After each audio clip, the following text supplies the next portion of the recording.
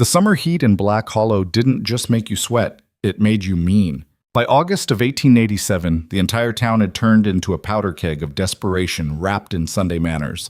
Dust devils spun through the main street like drunken ghosts, coating everything in a fine layer of grit that worked its way into your teeth, your coffee, your lungs. The wells were running low. Cattle were dropping dead in the pastures. And every man with dirt under his fingernails knew winter was coming like a debt collector nobody could pay. That's when the railroad brought the mail-order brides. 12 women stepped off that train on a Tuesday afternoon, lined up on the station platform like merchandise at a general store. Some wore their best dresses, faded calico that had seen better years, bonnets that didn't quite hide the fear in their eyes. Others stood with their chins up, pretending they weren't terrified of whatever came next. The townspeople gathered like it was a carnival. Ranchers who hadn't bathed in weeks suddenly cared about appearances. Miners flush with silver money preened like roosters. Even old widower Jackson showed up, though everyone knew he was too cheap to feed a wife properly. The town's self-appointed matchmaker, Mrs. Henrietta Blackwood, strutted along the platform like a general inspecting troops. She was a widow who'd survived 3 husbands, 2 through natural causes, 1 through what she called unfortunate circumstances that nobody asked about twice. "Gentlemen," she announced, her voice cutting through the murmur of the crowd, "we have here fine Christian women of good character, each one eager to build a proper home in our thriving community." Thriving was generous. Black Hollow was barely surviving. But nobody contradicted Henrietta Blackwood. Not if they wanted to keep their teeth. She walked down the line, introducing each woman like a horse at auction. Miss Sarah Thompson, schoolteacher from Philadelphia, excellent with numbers. Miss Catherine Mueller, German descent, fine cook, strong back for farm work. Miss Elizabeth. The men circled, evaluating. Some women smiled hopefully. Others stared at their boots, trying not to cry. At the far end of this platform, sitting on a stack of freight crates near the water tower, a thin Asian woman watched the whole spectacle with dead eyes. Her name was Lin Yue, though nobody had bothered asking. She wore a dress that had been patched so many times it was hard to tell what the original fabric looked like. Her boots were split at the seams, bound together with wire. Her hair was pulled back in a simple braid, streaked with premature gray despite her being maybe 30 years old. Maybe younger. Hard-living aged people fast out here. She wasn't part of the bride lineup. She was cargo. Lin Yue had spent the last 8 years bouncing between railroad camps and cannery factories, wherever Chinese labor was cheap and disposable. She'd survived the Chinese Exclusion Act by staying invisible, moving before anyone noticed her long enough to ask questions. She'd watched other workers disappear into mines that collapsed, camps that burned, winters that killed anyone too weak to flee south. Now she was stuck in Black Hollow, waiting for transport north to another camp, another factory, another place where she'd work until her hands bled, then move on before the bosses decided she'd outlived her usefulness. She didn't expect kindness here. She'd stopped expecting kindness anywhere. The crowd suddenly went quiet. Lin Yue didn't look up at first. Silence in a place like this usually meant violence was about to happen, and the smart move was keeping your head down. But the silence stretched too long. She finally glanced toward the main street and understood why everyone had stopped breathing. A man was riding into town on a massive black horse that looked like it had been carved from storm clouds. The rider sat straight-backed despite the heat, shoulders broad enough to block out the sun. He wore a battered Stetson pulled low, a long duster coat despite the August temperatures, and boots that had walked through more blood than mud. Even from a distance, Lin Yue could feel the wrongness radiating off him. This was a man who'd killed before, probably more than once, probably without losing sleep over it. "Jesus Christ," someone whispered. "That's Elias Crow." The name rippled through the crowd like a cold wind. Elias Crow. Even Lin Yue had heard the stories, and she'd only been in Black Hollow for 3 days.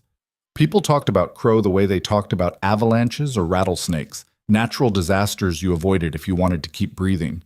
He owned a ranch up in the northern mountains, a place called Crow Ridge that sat so high the snow never fully melted.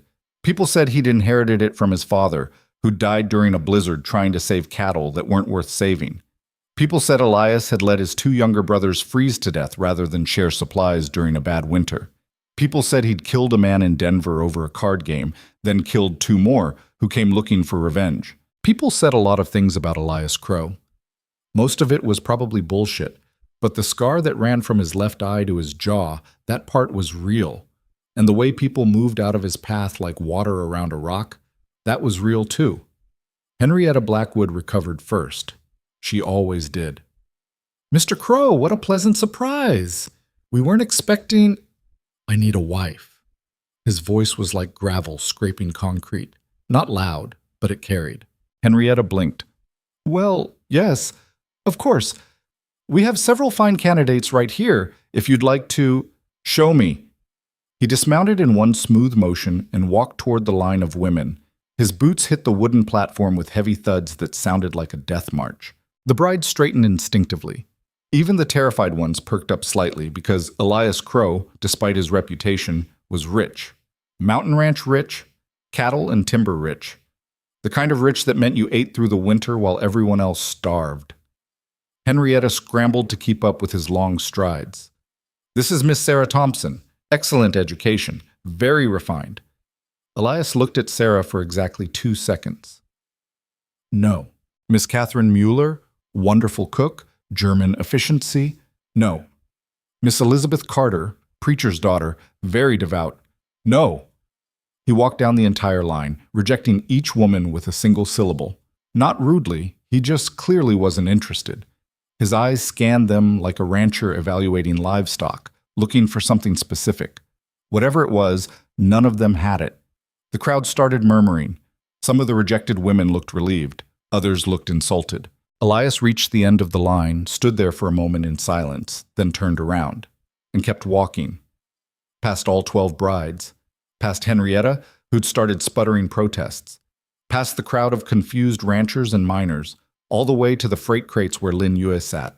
She'd been watching the whole thing with the detached interest of someone watching a play in a language they didn't speak. Now, suddenly, this 6'4" killer was standing directly in front of her, blocking out the sun. Lin Yue didn't move. Running would be pointless. Fighting would be suicide. She just looked up at him with those dead, exhausted eyes and waited for whatever came next. Elias stared down at her. Not with lust. She'd seen that look enough times to recognize it. Not with pity either. Something else. Recognition, maybe. "You speak English?" he asked. "Yes." "You married?" "No." "You got family? Someone who'd come looking for you?" Lin Yue almost laughed.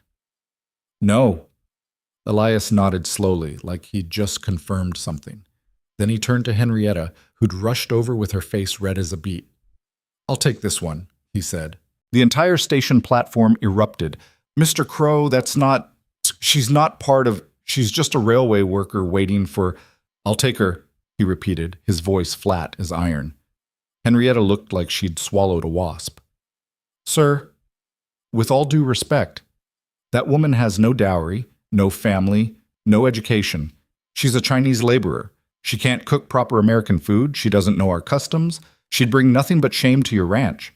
Surely one of these fine Christian women would be more—" "I didn't ask for a Christian. I asked for someone who can survive a winter."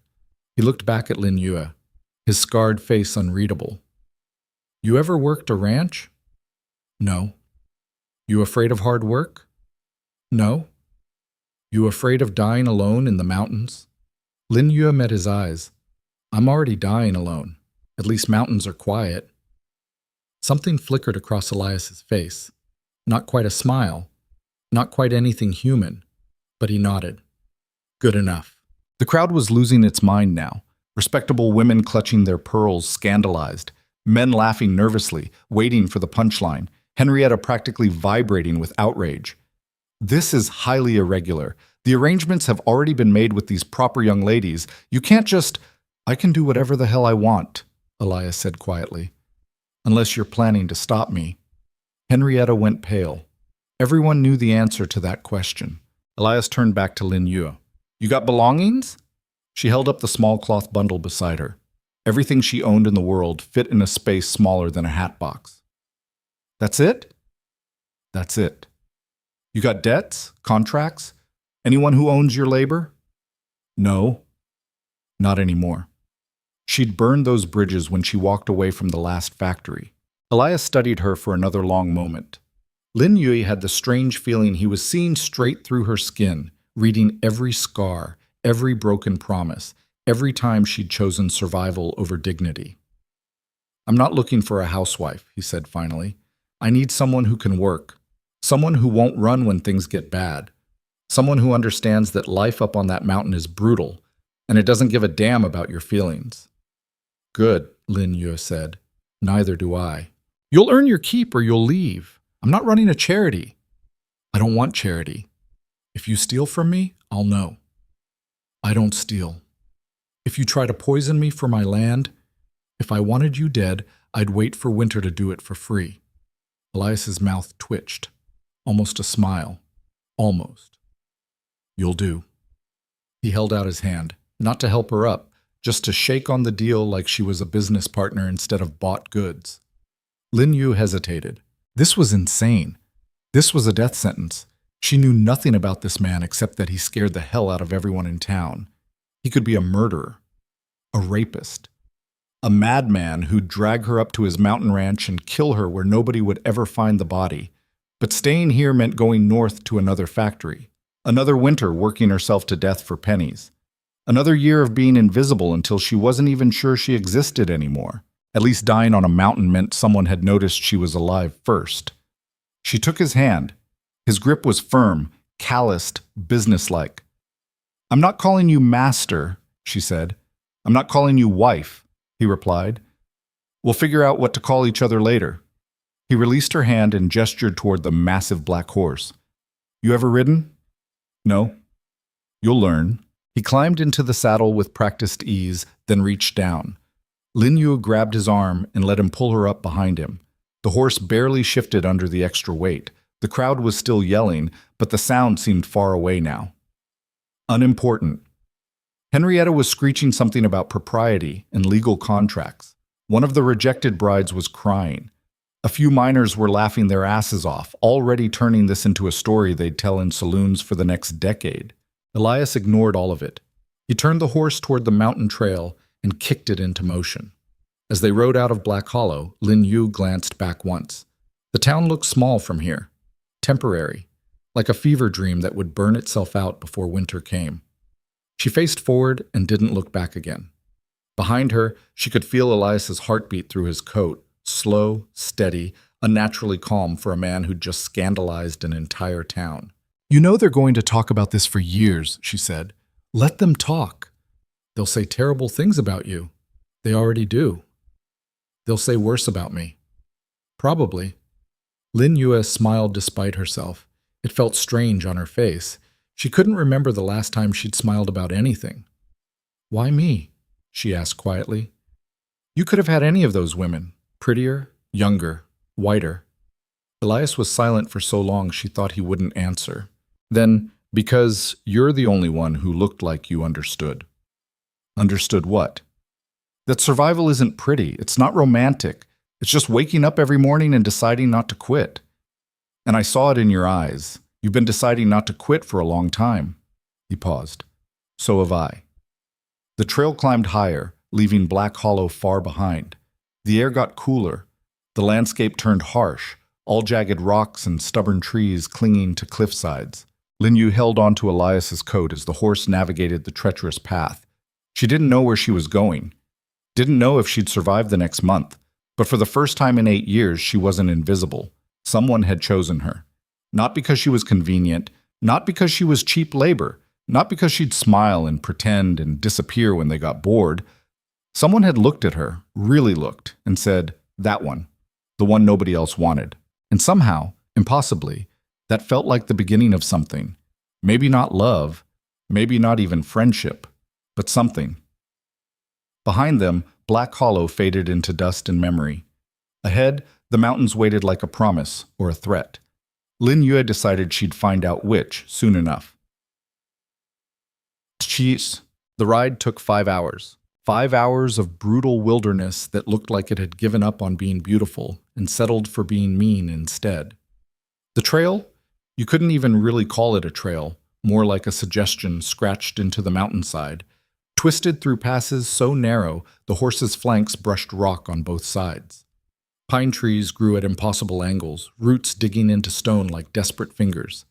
The air smelled like snow even though it was August, that high-altitude cold that bit through thin fabric and reminded you that nature didn't give a damn about your plans. They didn't talk much.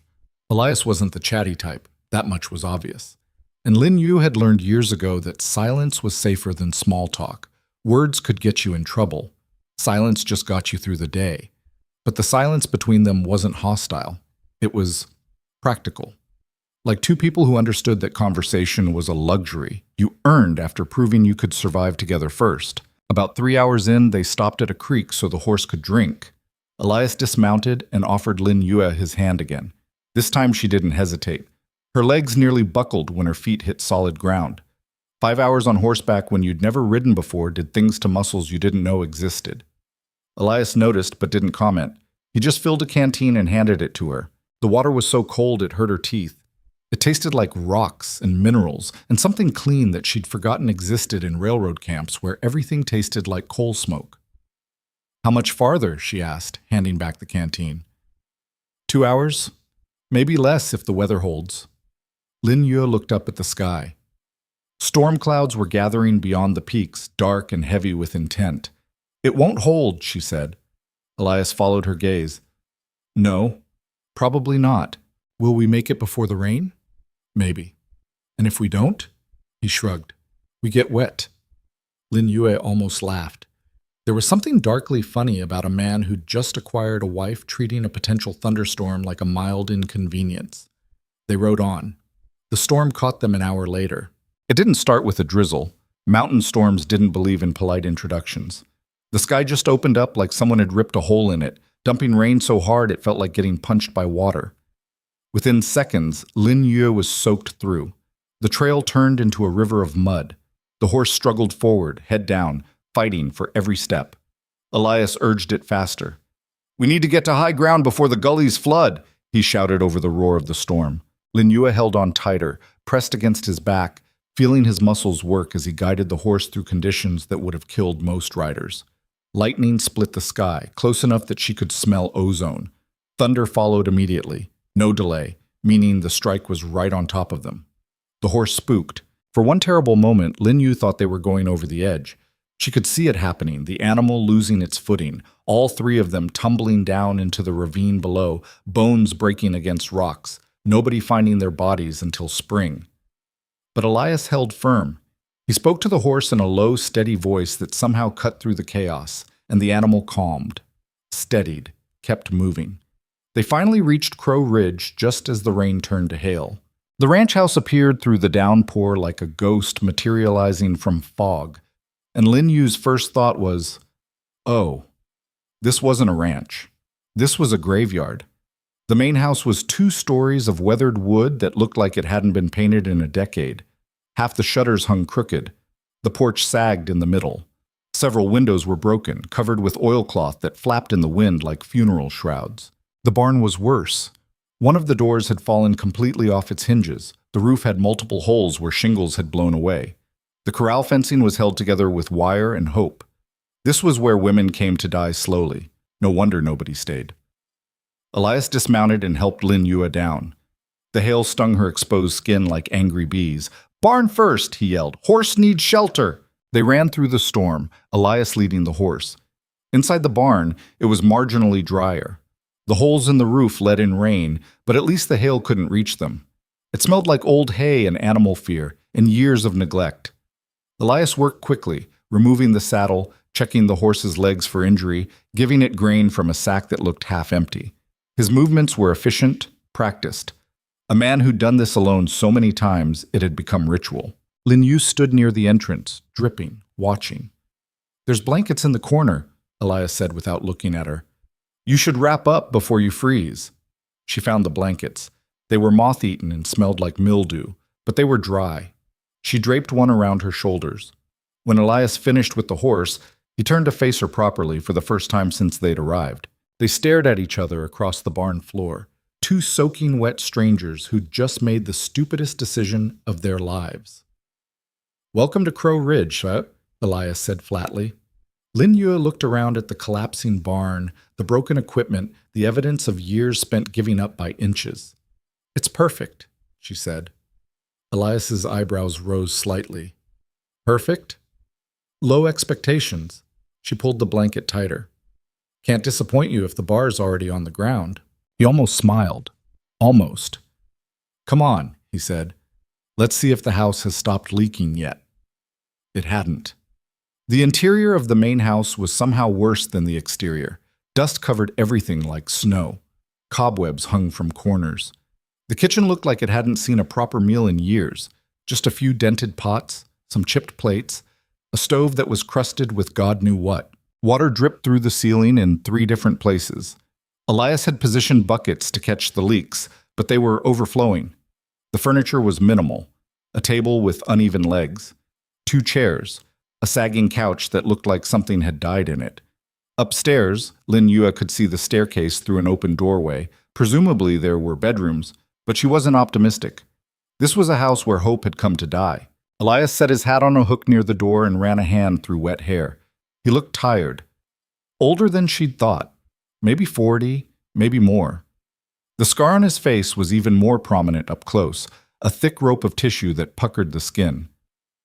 I know it's not much, he started. It's fine. I haven't had time to... I said it's fine. Lin Yue set down her bundle and looked around with the practiced eye of someone who'd learned to assess situations quickly. I've seen worse. Have you? Railroad camps don't have roofs. Factory dormitories pack 20 women in a room meant for 5. At least here I can breathe without tasting someone else's tuberculosis. She walked to the nearest leak, moved the overflowing bucket, grabbed a rag from her bundle, and started mopping up the puddle. Elias watched her, expression unreadable. You don't have to start now. It's late. You should rest. I'll rest when I'm dead. She wrung out the rag. Where do you keep your cleaning supplies? I don't really... Food storage? There's a cellar, but spare linens? Upstairs closet, I think, but they're probably moth-eaten and dusty. Fine. I'll deal with it tomorrow. She looked at him directly. Where am I sleeping? The question hung in the air like a loaded gun. Elias cleared his throat. There's 2 bedrooms upstairs. I used the one on the right. The other one's yours. Relief flickered through Lin Yue's chest, though she was careful not to show it. Good. I'm not expecting, I didn't bring you here to... He stumbled over the words like a man walking through broken glass. We're not I know what we're not, Lin Yue cut him off. You made it clear at the station. This is business. I work, I stay. I don't work, I leave. Nobody's confused. Elias nodded, looking oddly grateful. Right, good. That's good. An awkward silence fell between them. I'll get a fire started, he said finally. You should change into dry clothes before you catch pneumonia. I don't have dry clothes. Everything got soaked. He hesitated, then went upstairs. She heard him rummaging around. He came back down with a flannel shirt that had seen better days and a pair of wool socks. These'll be big on you, he said, handing them over. But they're warm. Lin Yue took them without comment and went into what she assumed was a washroom, barely more than a closet with a basin and a mirror so dirty she could barely see her reflection. She peeled off the wet dress, her fingers clumsy with cold. The flannel shirt hung on her like a tent. The sleeves passed her hands. But Elias was right. It was warm.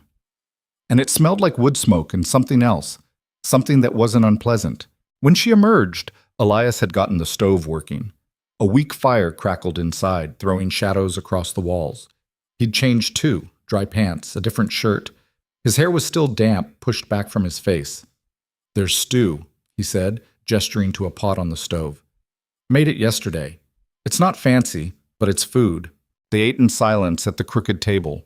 The stew was bland, just venison, potatoes, carrots, no seasoning except salt. But it was hot and filling, and Lin Yue hadn't eaten anything substantial in 2 days. She finished her bowl before he finished his. Elias noticed. He ladled more into her bowl without asking. Thank you, she said quietly. He just nodded. Outside, the storm raged on. Hail hammered the roof. Wind screamed through gaps in the walls.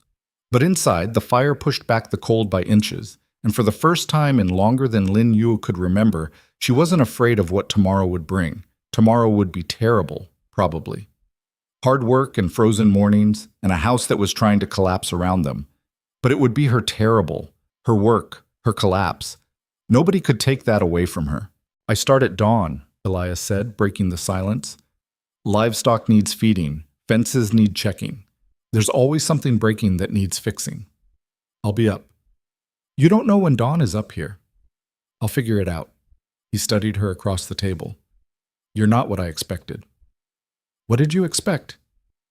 Someone more, fragile. Lin Yu smiled without humor. I stopped being fragile the day I learned fragile things don't survive. Elias held her gaze for a moment longer, then nodded slowly. Yeah, I guess they don't. He stood collecting the bowls. Get some sleep. Tomorrow's going to be hell. Looking forward to it. That almost smile flickered across his face again. You're a strange woman, Lin Yue. You're a strange man, Elias Crow. Fair enough. He headed upstairs. Lin Yue followed, climbing the creaking steps to the second floor. The hallway was narrow, dark. 2 doors faced each other like opponents. Elias pointed to the left. That one's yours. He disappeared into his own room and closed the door. Lin Yue entered hers. It was barely furnished, a narrow bed with a thin mattress, a dresser missing 1 drawer, a window that rattled in its frame. Dust everywhere. The smell of abandonment. She didn't care. She'd slept in worse places. On factory floors. In train cars. Once, for 3 days, in a ditch while waiting for racist mobs to pass through town. This was a palace by comparison. This was hers. She lay down on the bed without bothering to find sheets. The mattress was lumpy, the pillow flat. The storm howled outside. Rain leaked somewhere nearby. She could hear it dripping. Lin Yu closed her eyes. And for the first time in 8 years, she slept without wondering if someone would drag her out of bed before morning came. Set. She woke before dawn to the sound of movement downstairs. The storm had passed. Through the window, she could see the first gray light touching the mountain peaks. The air was cold enough that her breath misted when she exhaled. Lin Yue got up, put on the still damp dress, she had nothing else, and went downstairs. Elias was already at the stove, boiling coffee in a battered pot. He looked up when she entered, surprise flickering across his face. You're up. I said I would be. Most people say things they don't mean. I'm not most people. He poured coffee into 2 tin cups and handed her one. It was strong enough to strip paint, bitter enough to hurt. Lin Yu drank it without complaint. What needs doing first? She asked. Elias studied her like he still couldn't quite believe she was real. Chickens need feeding. There's maybe 6 left. Something's been getting into the coop at night. Probably foxes. I'll handle it. You know how to handle chickens? I'll figure it out. He almost argued, then shrugged. Coop's out back, feeds in the barn. Don't let them peck you. They're mean. Everything up here is mean. I'm starting to notice a pattern. That almost smile again. They worked through the morning in parallel paths that occasionally crossed. Elias mended fences. Lin Yu fed chickens, collected eggs, swept the porch, started inventorying the cellar. The sun climbed higher, burning off the last of the storm clouds. By noon, Lin Yue had a better sense of how bad things were. The cellar was understocked, maybe 2 months of supplies if they were careful, less if winter hit early. The garden plot behind the house was overgrown with weeds, the soil hard and unforgiving. Most of the tools were rusted or broken. This wasn't just neglect. This was a man who'd stopped caring whether he lived or died. She found Elias in the barn, replacing a broken hinge on a stall door. When's the last time you planted anything? She asked without preamble. He didn't look up from his work. 3 years. Maybe 4. Why? Didn't see the point. The point is not starving. Plenty of other ways to not starve. Lin Yue crossed her arms. The cellar's half empty. The chickens are dying. The garden's dead. You're living like a man waiting for winter to finish the job. Elias's hand stilled on the hinge. He straightened slowly, turning to face her. His expression was dangerous, the kind of look that made smart people shut up and walk away. Lin Yu didn't walk away. If I'm staying here, she continued, I'm not dying because you've given up. So either we fix this, or you take me back to Black Hollow right now. Silence stretched between them like a test. Then Elias's shoulders dropped slightly. The dangerous look faded, replaced by something worse: exhaustion. "You don't understand," he said quietly. "It doesn't matter how much you plant, how hard you work. The mountain takes it anyway. Frost kills the crops. Predators kill the livestock. Storms destroy the buildings. You can fight for years and still lose everything in one bad winter." "So you gave up?" "I got practical." "Practical is another word for coward." His jaw tightened. "Careful." "Why? You going to throw me out?" "Go ahead. At least I won't waste time working for a dead man." Elias took a step forward. He was big enough to be genuinely intimidating when he wanted to be. Shoulders like a bull, hands that could probably crush bone. Lin Yue held her ground. They stared at each other. And then, impossibly, Elias laughed. It was a harsh sound, rusty from disuse, but it was real. "Christ," he said, "you really are fearless." "I'm terrified," Lin Yue corrected. "But fear is boring. It doesn't pay." He shook his head, still almost smiling. "What do you want to do?" "Fix the garden. Rebuild the chicken coop so the foxes can't get in. Inventory everything properly so we know what we actually need before winter. And," she paused, "you need to teach me how to shoot." That surprised him. "Why?" "Because if something comes for the livestock, I want to be able to kill it." Elias considered this.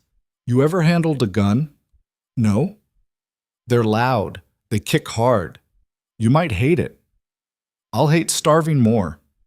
He studied her for another long moment, then nodded. "All right, we'll start tomorrow. Today, we fix the coop." They worked through the afternoon side by side this time. Elias showed her how to identify rotten wood, how to hammer nails straight, how to think 3 steps ahead when making repairs. Lin Yu was a fast learner. Her hands were small but strong, her focus absolute. She didn't complain when splinters dug into her palms or when the work made her shoulders scream. By evening, the chicken coop was rebuilt. Secure. Solid. 6 chickens clucked around inside, blissfully unaware they'd just been saved from becoming fox dinner. Elias stepped back, wiping sweat from his forehead. "Not bad. It's functional. Out here, functional is beautiful." Lin Yue looked at the coop. Rough wood, crooked angles, nothing fancy. But it would keep the chickens alive, and that mattered more than pretty. "Yeah," she said. "I guess it is." That night, Elias made dinner again. More stew, this time with wild onions he'd found near the creek. Still bland, but better than last night. They ate at the table as the sun set outside, painting the mountains gold and red and purple. "Why Crow Ridge?" Lin Yue asked suddenly. Elias glanced up. "What?" "This place. Why stay here when it's clearly killing you?" He was quiet for a long time. Long enough that she thought he wouldn't answer. Then, "It's mine." "That's not a reason." "It's the only reason that matters." He stared into his bowl. "My father died getting this land. My brothers died defending it. If I leave, they died for nothing. They're already dead. They don't care." "I care." Lin Yu heard the weight in those words. The guilt, the responsibility, the prison he'd built for himself out of loyalty to ghosts. "You can't live for dead people," she said quietly. "I'm not trying to live. I'm just trying not to quit." She recognized that. She'd been doing the same thing for 8 years. Not living, just not quitting. "Maybe we can do better than that," she said. Elias looked at her across the table, his scarred face tired and worn. "Maybe." It wasn't a promise. But it wasn't a no. And for now, that was enough. The first week passed like a fever dream built from splinters and exhaustion. Lin Yue woke every morning before the sun thought about rising, her body screaming protests she ignored. She learned the rhythm of ranch work through trial and bleeding error. How to carry water buckets without destroying her shoulders. How to stack firewood so it wouldn't collapse in the night. How to read weather patterns in the way clouds gathered over distant peaks. Elias taught her to shoot on the 4th day. They walked to a clearing behind the barn where he'd set up old tin cans on a fallen log. He handed her a rifle that felt heavier than it looked, the metal cold against her palms. "It's going to kick," he warned. "Don't fight it. Let your body absorb the impact." "How hard does it kick?" "Hard enough to knock you on your ass if you're not ready." Lin Yu positioned the rifle against her shoulder the way he'd shown her, sighted down the barrel at the nearest can. Her hands weren't shaking. She'd learned years ago how to force steadiness into her body, even when her nerves were screaming. She pulled the trigger. The explosion was louder than she'd expected, the recoil slamming into her shoulder like a mule kick. She stumbled backward 2 steps but kept her feet. The can didn't move. "You flinched," Elias said from beside her. "Anticipated the kick before it happened. That's why you missed." "I didn't flinch." "You absolutely flinched." Lin Yu glared at him, then repositioned, aimed again. This time she focused on keeping her breathing steady, her grip firm but not strangling the weapon. She fired. The can jumped off the log, spinning into the dirt. Elias nodded approval. "Better. Again." They spent 2 hours in that clearing. By the end, Lin Yu's shoulder was one massive bruise and her ears were ringing, but she could hit a target more often than she missed. "Good enough," Elias said finally, taking the rifle back. "You're not going to win any competitions, but you can probably scare off a fox." "What about bears?" "Bears don't scare. You see a bear, you run. And if I can't run, then you shoot until you're out of bullets and pray it's enough." He started walking back toward the house. "But mostly you just try not to be stupid enough to corner a bear in the first place." Lin Yu followed, her legs heavy with fatigue. "Is that how you got the scar?" Elias's hand went unconsciously to his face, fingers tracing the thick rope of tissue. "No, that was a man, not a bear." "What happened?" "He thought I cheated at cards." "Did you?" "No, but he was drunk enough not to care about facts." Elias's voice was flat, emotionless. "Pulled a knife. I pulled mine faster. He got my face. I got his throat." Lin Yu absorbed this information without judgment. She'd seen enough violence in railroad camps to know that survival sometimes required brutality. "You kill him?" "Didn't mean to. Meant to disarm him, but knives don't care about intentions." He glanced at her. "That bother you?" "Should it?" Most women would be horrified. Most women haven't watched men beat each other to death over a blanket. Lin Yu kept pace beside him. "You did what you had to. He started it. That's all that matters." Something flickered in Elias's expression. Surprise, maybe, or relief that he didn't have to pretend to be something he wasn't. "You're a practical woman, Lin Yu. Practicality keeps you alive longer than morality. That's a dark way to see the world." "The world is dark. I'm just honest about it." They reached the house as the sun started its descent toward the western peaks. Inside, the place had already begun transforming under Lin Yu's relentless assault on neglect. The floors were clean. The windows let in actual light instead of filtering it through years of grime. The kitchen smelled like something other than decay. Small changes, but they added up to something that almost resembled hope. That night, Lin Yu made dinner for the first time. She'd found a bag of rice in the cellar, old but still edible, and combined it with dried vegetables and strips of venison. Nothing fancy, but she knew how to make cheap ingredients stretch, how to coax flavor from things most people would throw away. Elias ate 3 bowls without saying a word. When he finally looked up, his expression was unreadable. "Where'd you learn to cook like this?" "Cannery camps. You either learn to make garbage taste like food, or you starve. It's good. It's functional." "Out here functional is beautiful." "Yeah, you said that already." Lin Yu collected the bowls. "You repeat yourself when you're uncomfortable." Elias blinked. "I do?" "You do." He sat back, studying her with those cold storm water eyes that saw too much. "You notice things." "I notice everything. It's how I've stayed alive this long." "What else have you noticed?" Lin Yu paused at the basin, water dripping from her hands. She could deflect the question, keep things surface level and safe. But something about the way Elias asked, genuinely curious, not testing, made her answer honestly. "You sleep with your boots on," she said, "or near enough that you can grab them in seconds. You check the perimeter every night before bed, same pattern, every time. You eat like someone who's not sure when the next meal is coming, even though the cellar's stocked, and you flinch when thunder sounds too close." Elias went very still. "Those aren't observations," he said quietly. "Those are invasions." "You asked what I noticed." "I didn't ask you to read my goddamn trauma like a book. Lin Yu turned to face him fully. You want me to pretend I don't see it? Fine. I can pretend. I'm good at pretending. Spent 8 years pretending to be invisible, so men like you wouldn't notice me long enough to hurt me. I'm not going to hurt you. I know. That's why I'm still here. She dried her hands on a rag. But don't ask me what I notice and then get angry when I tell you the truth. Pick one, honesty or comfort. You can't have both.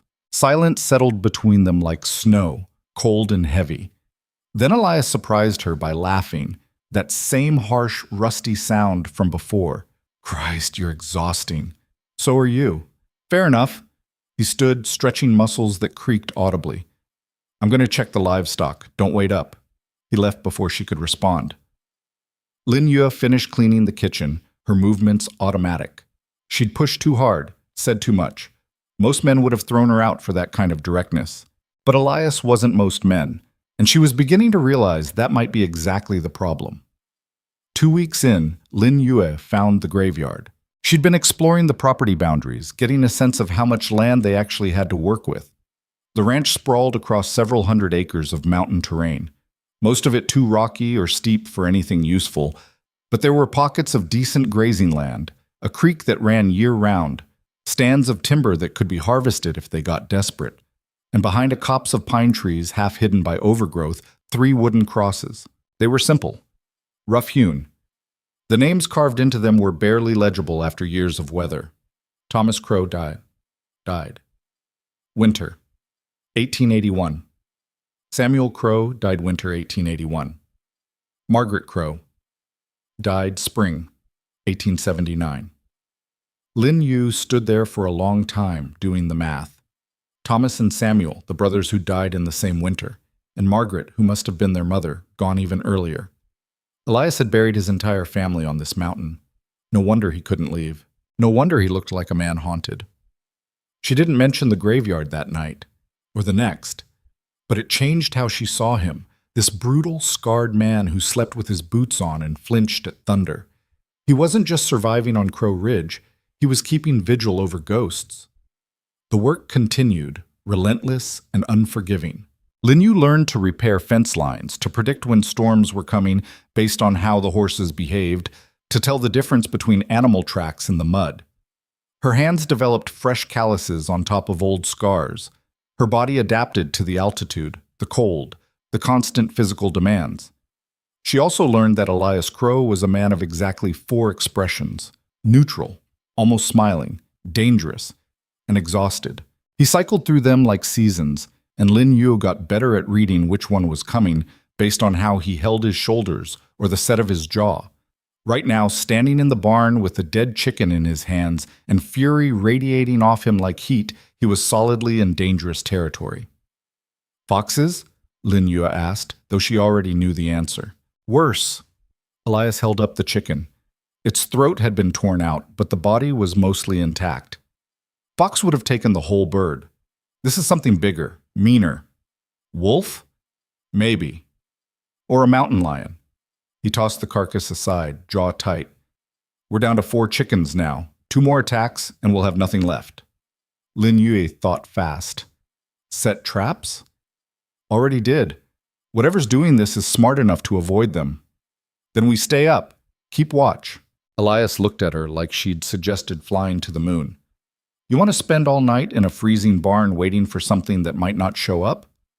You have a better idea? He didn't. That night, they took positions in the barn loft with blankets, rifles, and thermoses of coffee strong enough to wake the dead. The chickens clucked nervously below, sensing predators in the darkness beyond the walls. Hours passed. Midnight came and went. Lin Yu's eyes burned with fatigue, but she forced them to stay open. Beside her, Elias sat motionless as a statue, rifle across his knees, watching the darkness with the patience of a man who'd hunted before. Tell me about the brothers, Lin Yu said quietly. Elias didn't move. Why? Because we've been sitting in silence for 4 hours and I'm going insane. A pause. Then, what do you want to know? How they died. I told you, winter. You told me the season, not the story. Elias was quiet for so long she thought he wouldn't answer. When he finally spoke, his voice was flat, emotionless, the tone of a man reciting facts to avoid feeling them. Thomas was 22, Samuel was 19. I was 26. He stared into the darkness. Bad winter. Worst anyone had seen in decades. We lost half the cattle in the first month. Then the supply wagon got stuck trying to reach us, and we were cut off for 6 weeks. Lin Yue stayed silent, letting him talk. We rationed everything: food, firewood, hope. Elias's hands tightened on the rifle. But it wasn't enough. Thomas got sick first, pneumonia. Samuel tried to ride down the mountain for help, got caught in a blizzard, froze to death 2 miles from the ranch, found his body when the snow melted. And Thomas? Died 3 days later, alone in his bed while I was out trying to save cattle that were already dead. His voice cracked slightly. I chose livestock over my brother, and he died anyway. Lin Yue heard the guilt in those words, the weight of a decision that had crushed him for 6 years. You didn't kill them, she said firmly. Didn't save them either. You can't save people from winter. I should have tried harder. Trying harder doesn't change the weather. Lin Yue shifted to look at him directly. You survived. That's not a crime. Feels like one. Survivor's guilt is boring. It doesn't bring them back. It just makes you useless. Elias turned to stare at her, something dangerous flickering in his eyes. You don't know what you're talking about. Don't I? Lin Yu's voice went hard. I watched 12 women die in a factory fire because the foreman locked the exits to keep us from stealing. I got out through a window. They didn't. You want to talk about guilt? I listen to their screams every time I close my eyes. The air between them went electric. Why'd you get out? Elias asked quietly. Because I was near the window. Pure luck. Wrong place, right time. That's not your fault. Neither is winter. They stared at each other in the darkness. 2 people carrying dead weight they couldn't put down. Then something moved below. Elias went rigid, rifle rising smoothly to his shoulder. Lin Yue followed his line of sight and saw it, a shape moving through the shadows near the chicken coop. Too big for a fox, too low to the ground for a wolf. Mountain lion. The animal moved with liquid grace, completely silent, muscles rippling under tawny fur. It circled the coop once, testing for weaknesses. On 3, Elias whispered. We both shoot. Aim for center mass. Lin Yue raised her rifle, heart hammering. The mountain lion was beautiful in a way that made her throat tight, wild and perfect and absolutely lethal. 1. The animal stopped, head turning slightly as if sensing danger. 2. Lin Yu's finger found the trigger. 3. They fired simultaneously. The barn exploded with sound. The mountain lion screamed, a horrible, human-like shriek that raised every hair on Lin Yu's body. It bolted toward the open barn door, favoring one leg. Hit, Elias said, already moving. Not fatal. Damn it! They climbed down from the loft and followed the blood trail outside. It led into the forest, dark drops on darker ground. We leave it? Lin Yu asked. No, wounded animals are dangerous, and it'll come back. Elias checked his rifle. Wait here. Like hell. Lin Yue, I'm not waiting in the barn while you track a wounded predator alone in the dark.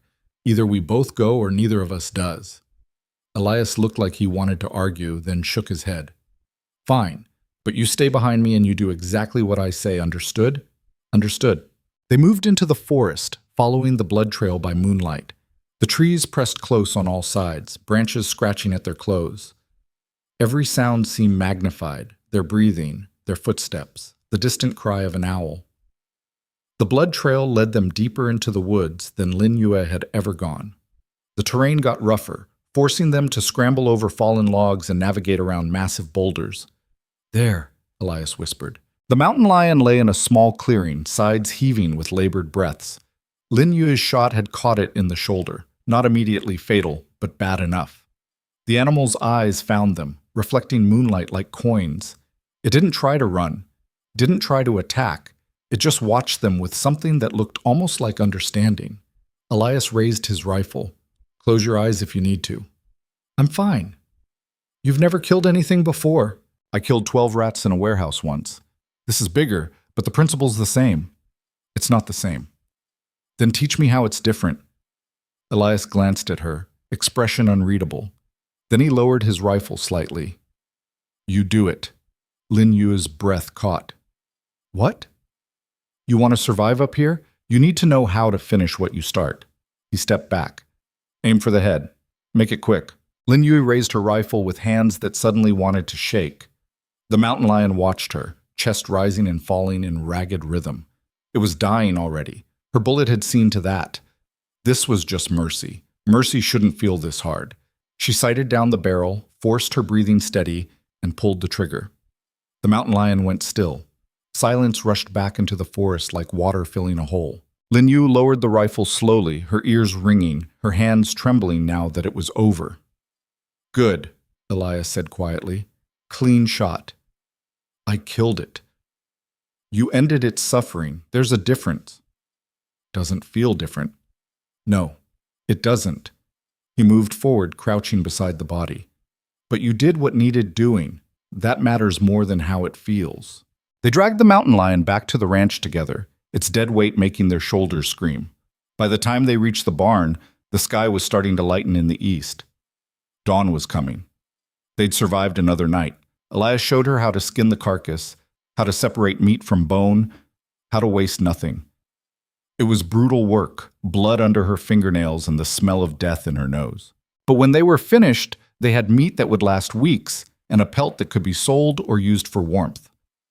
Nothing gets wasted up here, Elias said, washing blood from his hands in a bucket of cold water. Everything serves a purpose, even death. Lin Yue cleaned her own hands, watching pink water drip through her fingers. Is that what you tell yourself about your brothers? Elias went very still. I'm sorry, Lin Yue said quickly. That was true. Elias dried his hands roughly on a rag. It was true, and I don't have a good answer for it. He looked at her, exhaustion written across every line of his face. Their deaths didn't serve a purpose. They just died. And I've been trying to make it mean something ever since by not letting this ranch fail. But maybe that's just another way of dying slowly. Or maybe it's just grief. What's the difference? Grief ends eventually. Dying slowly doesn't. Elias held her gaze for a long moment, something shifting in his expression, a crack in the armor he'd built around himself. You're dangerous, Lin Yue. How so? You make me think maybe things could be different. And that's dangerous? Hope is always dangerous. He turned away, shoulders tight. But I'm starting to think it might be worth the risk.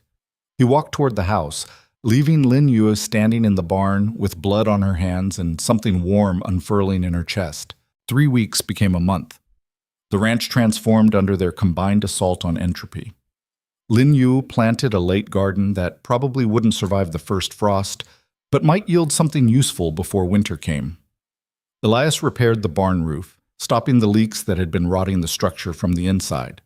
They developed a rhythm, working in parallel during the day, eating together in the evenings, sitting by the fire while night pressed against the windows.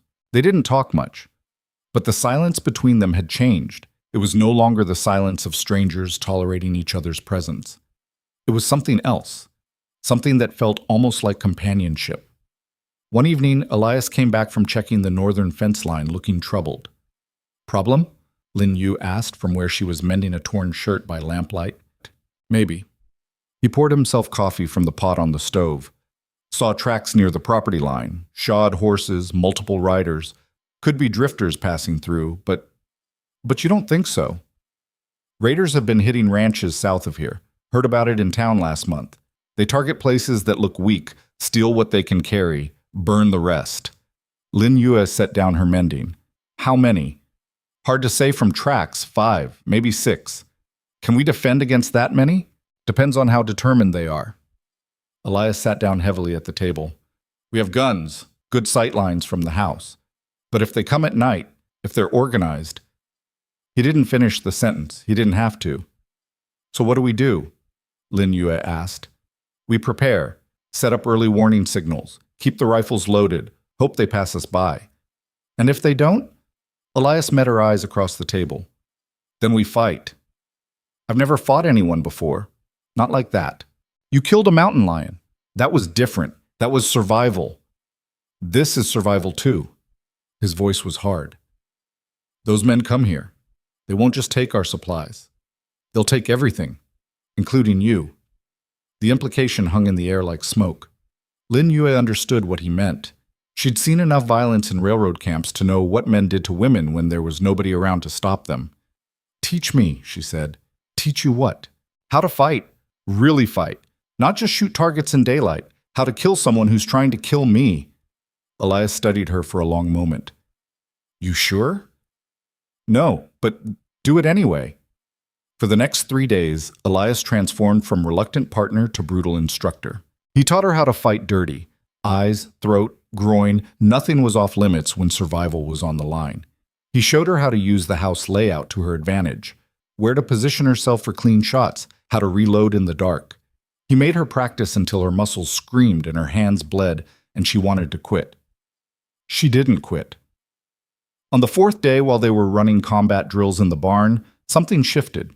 Elias grabbed her from behind without warning, simulating an attack.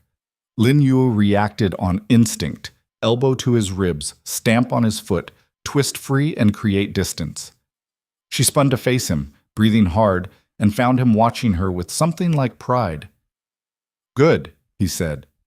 Again. They went again, and again, and again. Until Lin Yue could react without thinking, her body moving through patterns of violence with the same automatic efficiency she brought to every other survival skill. When they finally stopped, both exhausted and sweating despite the cold, Elias handed her a canteen. You'll do, he said simply. Will I? If they come, you'll have a chance. That's more than most people can say. Lin Yue drank deeply, then lowered the canteen. Why are you doing this? Doing what? Caring whether I survive. Elias went very still. That's a stupid question. Is it? You think I'd go through all this trouble just to let you die? You didn't care whether you died a month ago. Why care about me? The silence that followed was different from their usual quiet. It was charged, dangerous, full of things neither of them knew how to say. I don't know, Elias admitted finally. Maybe because you're the first person in 6 years who looked at this place and didn't see a graveyard. Maybe because you're too stubborn to quit even when quitting would be smarter. Or maybe... He trailed off. Maybe what? Lin Yue pressed. Elias looked at her directly, and for the first time since they'd met, his expression was completely unguarded. Maybe because losing you would hurt, he said quietly. And I'd forgotten what that felt like. Lin Yu's breath caught in her chest. Before she could respond, a sound cut through the night, sharp, clear, unmistakable. Gunfire. Distant, but not distant enough. They both moved simultaneously, grabbing rifles, checking loads, killing the lamp. How far? Lin Yue whispered. Maybe 2 miles, southeast. Elias peered through a crack in the barn door. Could be hunters. At night? Could be raiders testing defenses on another ranch. They stood in the darkness, listening. 3 more shots rang out, followed by shouting, too far away to make out words, but the tone was clear. Violence. Fear. Then silence rushed back in, heavy and oppressive. Thompson's place, Elias said grimly. That's the direction. Should we help? By the time we got there, it'd be over, one way or another. Lin Yue felt sick. So we just wait? We prepare. Elias moved toward the house with quick, efficient strides. If they hit Thompson, they might hit us next. We need to be ready. They spent the rest of the night fortifying the ranch, barricading doors, positioning ammunition at strategic points, creating fallback positions if the house was breached. Dawn came eventually, gray and cold. No raiders appeared, but the tension didn't break. Around noon, a rider appeared on the southeast trail. Young kid, maybe 16, riding like hell was behind him. Elias met him in the yard, rifle ready, but not aimed. Mr. Crow, the kid gasped, practically falling off his horse. It's Thompson's ranch. Raiders hit them last night. Took everything. Burned. Anyone hurt? Elias cut him off. Mrs. Thompson's dead. Mr. Thompson and the kids got out, but the kid was crying now. They took all the livestock, all the supplies, everything. Left them with nothing. Lin Yue felt cold fury settle in her bones. How many raiders? Elias asked. 6, maybe 7. They're organized, Mr. Crow. They knew exactly where to hit, how to hit fast. Word is they're working their way north through the valley, hitting every isolated ranch. Which means we're next, Lin Yue said quietly. The kid looked at her, seeming to notice her for the first time. You should leave, ma'am. Get to town before they... I'm not leaving. But... She's not leaving, Elias confirmed. His voice was flat, final. Tell Thompson we've got space here if he needs shelter. And tell anyone else in the valley who wants to fight back to meet at Crow Ridge tomorrow at dawn. The kid's eyes went wide. You're organizing a defense? I'm done letting bastards take what doesn't belong to them. Something fierce sparked in the kid's face. I'll spread the word. He rode off, and Elias turned to Lin Yue. Last chance to run, he said. I don't run. These men are killers. So are we. We just haven't had reason to prove it yet. Elias almost smiled. You're insane. So are you. Fair point. They went back to preparing, but something had changed between them. Some line had been crossed that couldn't be uncrossed. They weren't just surviving together anymore. They were choosing each other. And that made all the difference. By dawn the next morning, 7 men had gathered in Elias's yard. Not an army. Barely a militia. Just desperate ranchers and farmers who'd decided dying on their feet beat starving on their knees. Thompson was there, hollow-eyed and vengeful, his hands still wrapped in bandages from trying to save his burning barn. The Kowalski brothers, Polish immigrants who spoke broken English but understood violence in any language. Old man Hutchins, who'd fought in the war and still moved like a soldier despite arthritis eating his joints. 2 younger men Lin Yue didn't recognize, barely out of their teens, carrying their father's rifles with the nervous energy of people who'd never killed anything bigger than a deer. And Elias, standing at the center of them all like a mountain they'd decided to defend. Lin Yue watched from the porch, rifle across her knees. The men had looked at her with varying degrees of confusion when they'd arrived, wondering, probably, what the hell a Chinese woman was doing at a war council. She didn't care what they wondered. She was staying. They hit Thompson 4 nights ago, Elias said, his voice carrying across the yard. Took everything not nailed down, burned what they couldn't carry. That tells us they're methodical, professional. They've done this before. How do we know they're coming here? One of the younger men asked. Because we're next in line. Elias gestured toward the northern trail. They're working their way through the valley, hitting isolated ranches where there's no law, no backup. We're isolated. We've got livestock, supplies, and we're close enough to their last hit that we're convenient. Thompson spat into the dirt. When? Could be tonight. Could be tomorrow.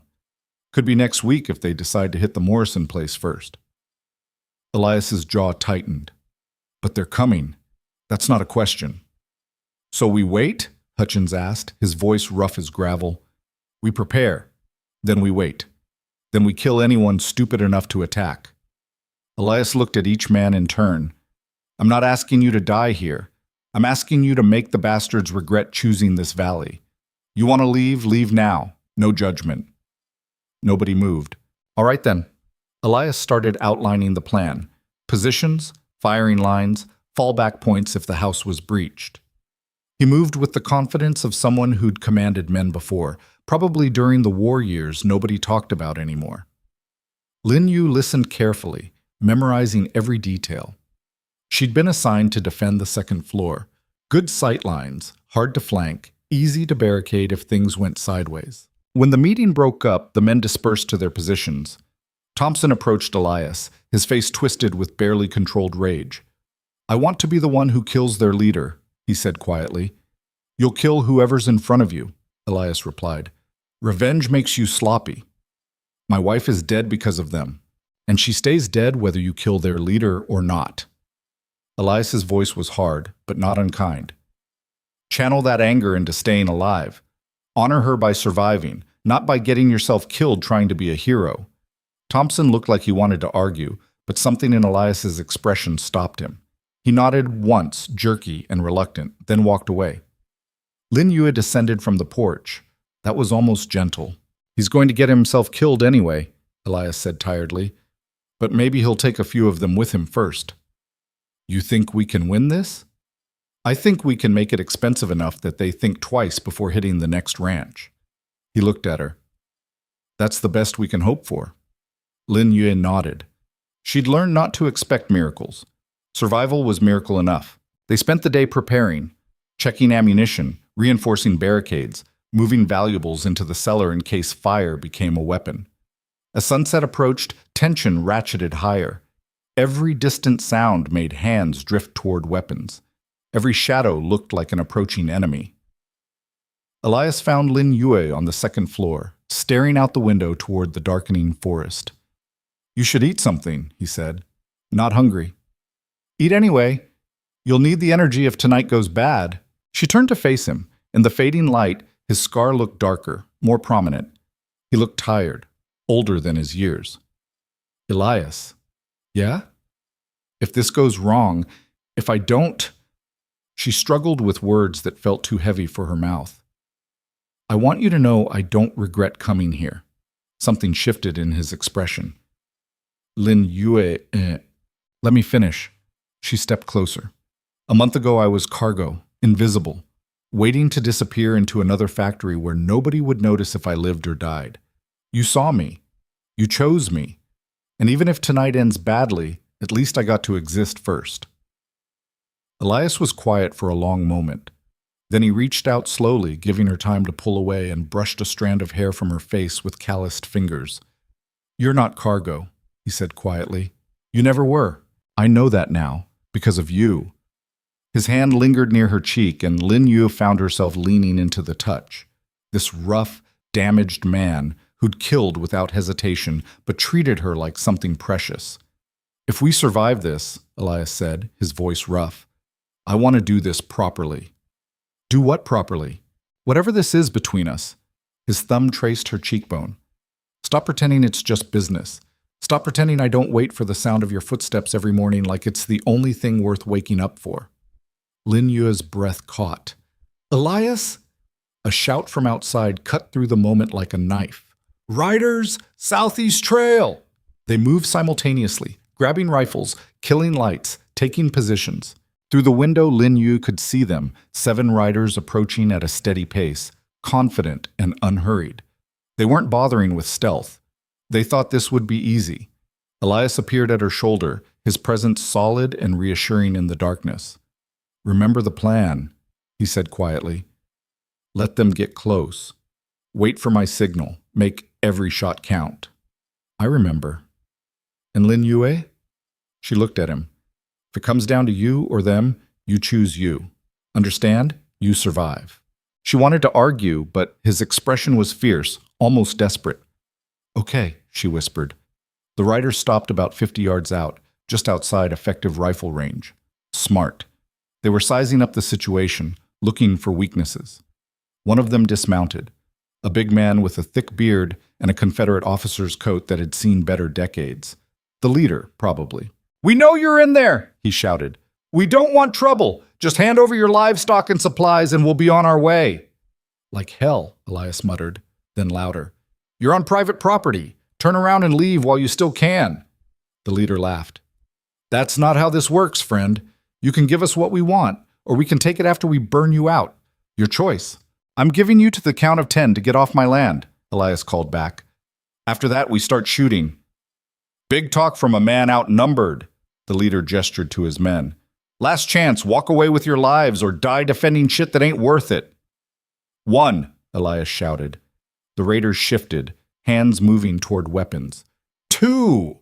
Lin Yu's finger found the trigger. Her heart was hammering, but her hands were steady. 3! The leader sneered. "Have it your way." He drew his pistol. 4, 5. The raiders spurred their horses forward, pulling rifles from saddles. 6, 7, 8. They were closing fast, splitting into groups to flank the house. 9. Lin Yue sighted down the barrel, picking her target, one of the flanking riders, close enough now that she could see his face. 10. Fire! The night exploded. 7 rifles spoke simultaneously from the house and barn. The sound was apocalyptic, a wall of noise that rolled across the valley.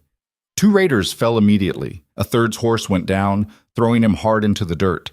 The others kept coming, returning fire wildly. Bullets punched through walls, shattered windows, tore splinters from the porch railing. Lin Yu fired, worked the bolt, fired again. Her first shot went wide. The second caught her target in the shoulder, spinning him sideways in his saddle. Reload, breathe, aim, fire. This time he fell. Below, Thompson was screaming something incoherent, firing as fast as he could work his rifle. The Kowalski brothers moved with mechanical efficiency, each shot deliberate and measured. The raiders realized quickly this wasn't going to be easy. 2 were down, a third wounded. They wheeled their horses, regrouping behind a stand of rocks. "They're falling back," someone shouted. "Don't stop shooting," Elias roared. "Keep them pinned." Lin Yue aimed toward the rocks, squeezing off shots whenever she saw movement. She didn't know if she was hitting anything, but it kept them from organizing. Then she saw it, 2 raiders breaking away from the main group, circling wide toward the barn. "Elias, barn!" He was already moving, shouting orders. The Kowalski brothers shifted positions to cover the new angle. But the raiders were fast. They reached the barn before defensive fire could stop them, disappearing inside. "Shit!" Elias started toward the stairs. "They're going to torch it!" "I'll go." Lin Yue was moving before she could think better of it. "Lin Yue, no!" But she was already running down the stairs, rifle in hand, heart in her throat. The barn was dark, full of shadows and the nervous sounds of frightened livestock. Smoke was already rising from the far corner. They'd started a fire. Lin Yue moved carefully, using stalls for cover, trying to spot the raiders before they spotted her. A board creaked behind her. She spun, bringing the rifle up just as a raider lunged from the shadows. He knocked the barrel aside and the shot went wild. His fist caught her jaw, and pain exploded through her skull. She went down hard, losing the rifle. The raider loomed over her, pulling a knife. "Should have stayed in the house, sweetheart." Lin Yue's hand found a loose horseshoe on the ground. She swung it with everything she had. The metal connected with the side of his head with a sound like a hammer hitting meat. He staggered, and she scrambled up, grabbing the knife from his belt as he fell. No hesitation. Elias had taught her, hesitation gets you killed. She drove the knife into his throat. Blood sprayed hot across her hands. The raider made a horrible gurgling sound, clutching at the wound, eyes wide with shock and dying anger. Lin Yue stumbled backward, shaking, covered in blood that wasn't hers. She'd just killed a man. Not from distance with a rifle. Up close, personal, with her hands. The second raider appeared from behind a stack of hay bales, saw his partner dying on the ground, saw Lin Yue standing there with a bloody knife. He raised his pistol. Lin Yue dove behind a stall door just as the gun fired. Wood splintered beside her head. She had no weapon, no cover. The barn was on fire and filling with smoke, and there was a man with a gun between her and the exit. Then Elias was there. He came through the barn door like violence incarnate, moving with terrifying speed. The raider turned toward the new threat, got one shot off that missed. Elias didn't miss. The rifle shot was deafening in the enclosed space. The raider fell backward into the burning hay, twitched once, and went still. Lin Yue! Elias was already moving toward her, grabbing her arm, pulling her toward the door. "We need to go! Now!" They ran as the fire spread, flames climbing the walls with hungry speed. Behind them, the barn groaned like a dying animal. They burst into the open air just as part of the roof collapsed inward, sending sparks spiraling into the night sky. The remaining raiders saw the flames, saw their opportunity disappearing, and made one final desperate push. They charged the house directly, 4 men on horseback, firing as they came. It was suicide. The defenders cut them down with brutal efficiency. Thompson got his revenge, putting 3 bullets into the leader before the man hit the ground. Hutchins took down another with a shot that would have made his old army commanders proud.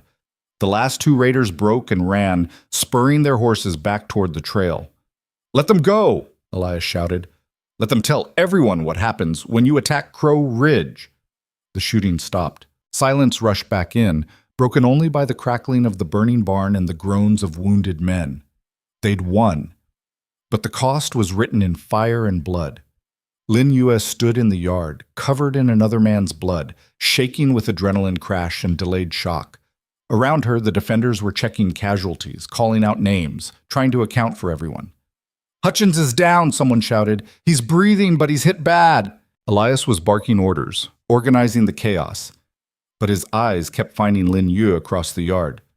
She was still holding the bloody knife. She looked down at it, at her hands, at the evidence of what she'd done.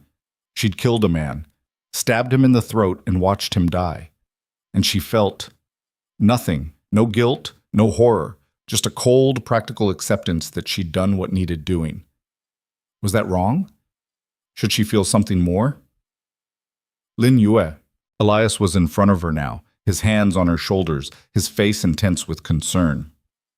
Are you hurt? She shook her head mutely. Did he touch you? Did he? I killed him. Her voice sounded strange, distant. I stabbed him, and he died, and I don't feel anything about it.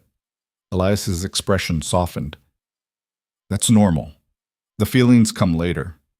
What if they don't? Then they don't. He took the knife from her shaking hands, tossed it aside. You survived. That's what matters. Is it? Yeah, it is. Around them, men were dragging raider bodies away from the house, treating wounded, trying to salvage what they could from the burning barn.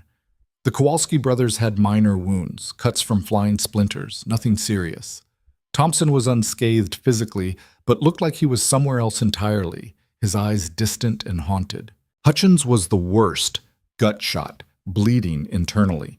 They carried him into the house, laid him on the table, but everyone knew gut shots were death sentences. It was just a matter of time. The old soldier knew it too.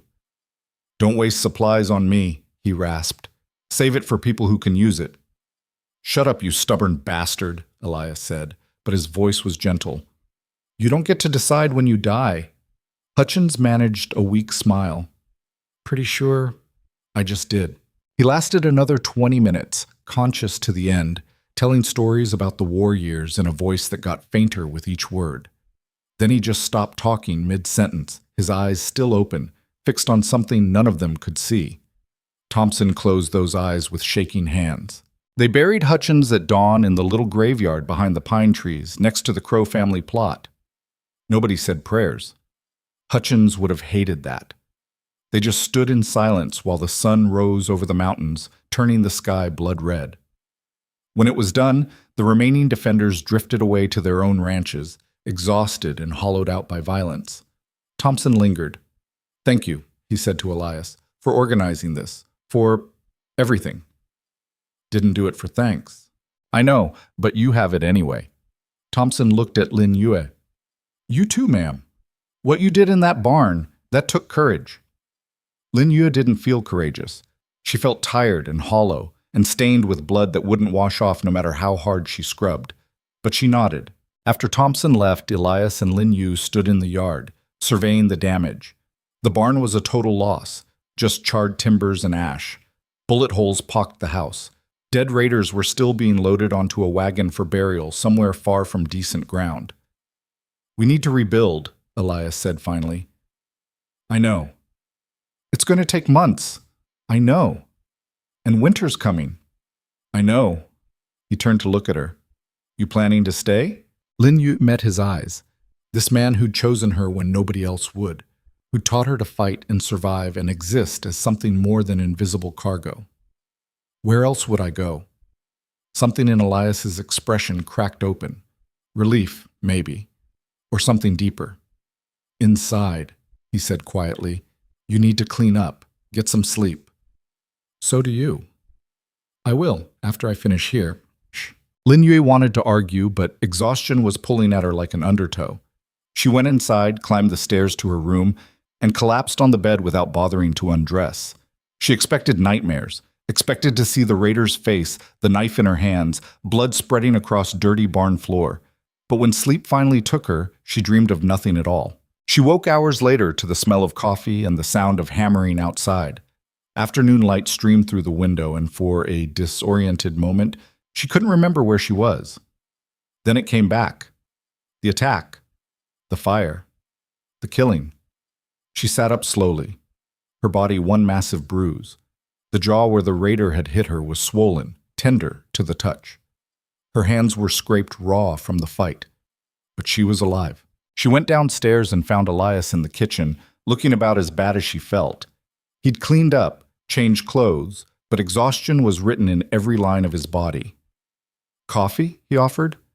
Please. He poured her a cup, and they sat at the table in silence for a long moment. How many did we lose? Lin Yue asked finally. Just Hutchins? Could have been worse. Could have been better. Yeah. Elias stared into his coffee. Always can be. What happens now? We rebuild. We prepare for winter. We keep surviving. He looked up at her. Unless you want to leave. I told you already. Where else would I go? Black Hollow. Find different work. A different life. I don't want a different life. Even after last night? Even after I killed a man last night, Lin Yue interrupted. Looked him in the eyes and ended him. And I don't regret it. Does that make me a monster? No, it makes you a survivor. Is there a difference? Elias considered this. Sometimes, sometimes not. But I'd rather be a monster who's alive than a saint who's dead. Lin Yue almost smiled. That's the most honest thing anyone's ever said to me. I'm too tired to lie. Good. Don't start now. She set down her cup. Before the attack, you said something about doing this properly. Elias went very still. I remember. Did you mean it? Yeah, I meant it. Then do it. Do what? Ask me properly. Understanding dawned in his expression. Lin Yue, I'm not cargo. I'm not charity. I'm not something you picked up because you felt sorry for me. She held his gaze. So if you want me to stay, really stay, not just as hired help, then ask me like I have a choice in the matter. Elias stood slowly, moved around the table until he was standing in front of her. He was huge up close, scarred and dangerous, and completely focused on her like she was the only thing in the world that mattered. Stay, he said quietly, not because you have nowhere else to go, not because you owe me. Stay because you want to, because this, he gestured between them, whatever this is, it's real, and I want to see where it goes. That's not a question. You want a question? His hand came up to cup her face, thumb tracing the bruise on her jaw with unexpected gentleness. Will you stay with me, Lin Yue? Will you help me turn this graveyard into something alive? Will you let me care about whether you live or die, even though it terrifies me? Lin Yue's breath caught. Yes, she whispered. Elias smiled, a real smile this time, not the almost version he usually managed. Yeah? Yeah. He kissed her then, carefully because of her bruised jaw, but thoroughly enough that she forgot about pain and exhaustion and everything except the feeling of his mouth on hers and his hands gentle in her hair.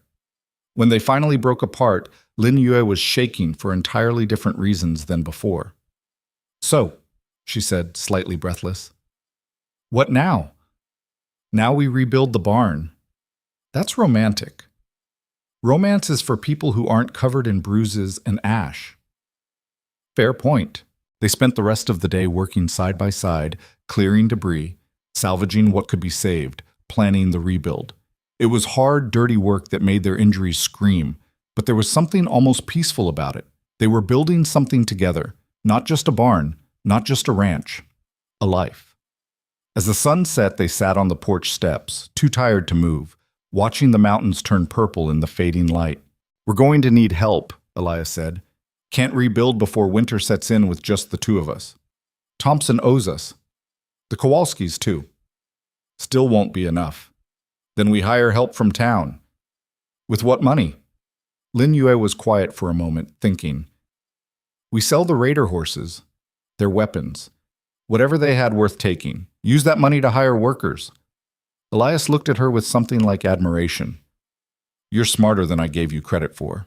You gave me plenty of credit. Not enough, apparently. They sat in comfortable silence as darkness crept across the valley. Elias. Yeah? I'm glad you chose me. At the station, even though it was insane. Me too. Even after everything? Especially after everything. He took her hand, rough calluses against rough calluses, two people who'd earned their scars honestly. You're the best decision I've made in 6 years. Lin Yue squeezed his fingers. That's a low bar. It's my bar. Take the compliment. She smiled despite herself. Above them, stars were beginning to appear, cold and distant and beautiful in their indifference. The mountains loomed dark against the sky, eternal and unmoved by human violence. Tomorrow would bring more work, more pain, more challenges. But tonight, they were alive. And they'd chosen each other. That had to count for something. The town didn't take the news well. 2 days after the attack, Elias rode down to Black Hollow to sell the raider horses and recruit workers for the barn rebuild.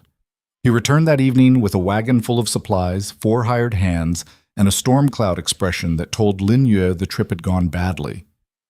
"What happened?" she asked, helping him unhitch the horses. "Town council wants a meeting." "About what?" "About us." He said it flatly, without inflection. "Specifically about the fact that a Chinese woman killed a white man on my property." Lin Yue went cold. "They know about the barn?" "Everyone knows. Thompson talked. The Kowalskis talked. Half the valley knows we fought off raiders. And the other half knows you put a knife in one of them." Elias's jaw was tight. "Banker named Wallace Mercer is stirring up trouble, saying we've brought violence to the valley, saying I'm harboring dangerous foreign labor." "I'm not labor, not anymore." "I know that. They don't care." He finished with the horses, his movements jerky with suppressed anger. "Meeting's tomorrow at noon. They want both of us there. And if we don't go? Then Mercer convinces the council we're a threat, gets them to revoke my water rights, maybe even my land claims. He's been waiting for an excuse to move against me for years." Lin Yu understood immediately. This wasn't about justice or safety. This was about power, and men like Mercer using fear to take what they wanted. "So we go," she said. "You don't have to. I can face them alone." "No." Her voice was firm. "I killed him. I'll answer for it. But I'm not apologizing for surviving." Elias studied her face in the fading light. "This could get ugly." "Everything gets ugly eventually. At least this way I control how." The hired hands turned out to be a mixed group. 2 were local boys looking for winter work, 1 was a drifter passing through, and the 4th was a former railroad worker who recognized Lin Yue from camp days and nodded to her with quiet respect. They started on the barn rebuild the next morning, working fast to get the foundation laid before the town meeting. Lin Yu worked alongside them, hauling timber and driving nails with mechanical efficiency, trying not to think about what waited in Black Hollow. At 11, she and Elias cleaned up as best they could and rode down the mountain together. The town looked the same as the day she'd arrived, dusty, desperate, clinging to survival by its fingernails. But now people stopped to stare as they rode past. Women whispered behind their hands. Men watched with expressions ranging from curiosity to outright hostility. Lin Yue kept her spine straight and her eyes forward. The town hall was a shabby building that doubled as a saloon when the council wasn't in session. Inside, benches were packed with townspeople who'd come to watch the spectacle. Lin Yue recognized Henrietta Blackwood in the front row, looking smug. The 12 mail-order brides who'd arrived with her that first day sat together, their faces a mixture of pity and schadenfreude. At the front of the room, 5 council members sat behind a long table. 4 of them looked uncomfortable. The 5th, a well-dressed man with silver hair and cold eyes, looked like he was enjoying himself immensely. Wallace Mercer. "Mr. Crow," Mercer said smoothly as they entered. "And Miss... I'm sorry. I don't believe I caught your name at the station." "Lin Yue," she said clearly. "Ah, yes, the surplus labor." His smile was poisonous. "Thank you both for coming. Please, have a seat." There were 2 chairs positioned in front of the council table, positioned, Lin Yu noticed, to make them feel like defendants on trial. She sat anyway. So did Elias. Mercer shuffled papers importantly. "This council has been made aware of a violent incident that occurred at Crow Ridge 4 nights ago. An incident that resulted in multiple deaths, including that of at least 1 man killed by He looked at Lin Yue. "By Miss Yue here. Is that correct?" "Yes," Lin Yue said. "And you admit to this killing?" "I admit to defending myself against a man who was trying to kill me in a burning barn. If that's a crime in Black Hollow, you'd better build more gallows." Murmurs rippled through the crowd. Mercer's smile tightened. "The circumstances are somewhat murky," he said. "We have only your word that these men were raiders." "We have 7 witnesses," Elias cut in. "Thompson, the Kowalskis, 3 other ranchers. All of them will testify the raiders attacked first. Will they? Or will they testify to what you told them to say?" Mercer leaned forward. "You're a powerful man in this valley, Mr. Crow. People fear you. Fear does wonders for testimony. Nobody fears me more than they fear starving, Elias shot back. Those raiders have been hitting ranches across the territory. Thompson's wife is dead because of them. If you're more concerned about due process than stopping murderers, maybe you should run for sheriff instead of banker. The crowd laughed nervously. Mercer's face flushed red. This council is concerned with maintaining order, he said tightly. And order requires that we carefully examine incidents involving foreigners of questionable character. Careful. Elias's voice dropped to something dangerous. You're about to say something you'll regret. Am I? Mercer stood, playing to the crowd now. This woman arrived in our town as railroad refuse. She has no family, no documentation, no legal right to be on American soil. And now she's killed a man, a white man. And we're supposed to simply accept that it was justified. It was justified, Elias said coldly. He was burning my barn and trying to kill her. What part of that confuses you? The part where we allow Chinese laborers to murder our citizens without consequence. Lin Yu stood slowly. The room went quiet. That man wasn't your citizen, she said, her voice carrying across the hall. He was a raider who'd already killed Mrs. Thompson and attacked at least 3 other ranches. He came to Crow Ridge to steal, burn, and murder. And when he tried to kill me, I defended myself. With a knife, Mercer said. Stabbed him in the throat, I'm told. Quite brutal for someone claiming self-defense. Would you prefer I asked him politely to stop? Should I have died more gracefully? You should have left the fighting to men. The men were busy fighting 6 other raiders. I handled mine. And that's precisely the problem. Mercer turned to address the council. Gentlemen, we have here a foreign woman with no legal status, living unwed with a rancher, engaging in violence typically reserved for law enforcement. What precedent does this set? What message does it send? One of the other council members, an older man named Dutch, who ran the general store, cleared his throat. Wallace, the woman defended herself. That's not a crime. Isn't it? When the defender is here illegally? When she's living in sin with a man known for violence himself? We're not living in sin, Elias said. We're getting married. The words hung in the air like a bomb with a lit fuse. Lin Yue's head snapped toward him. They hadn't discussed this. Hadn't planned it. He'd just thrown it out there like a defense against Mercer's accusations. But when she met his eyes, she saw the question there, the choice. She could contradict him, expose the lie, give Mercer the ammunition he needed, or she could commit. That's right, she heard herself say. We're getting married.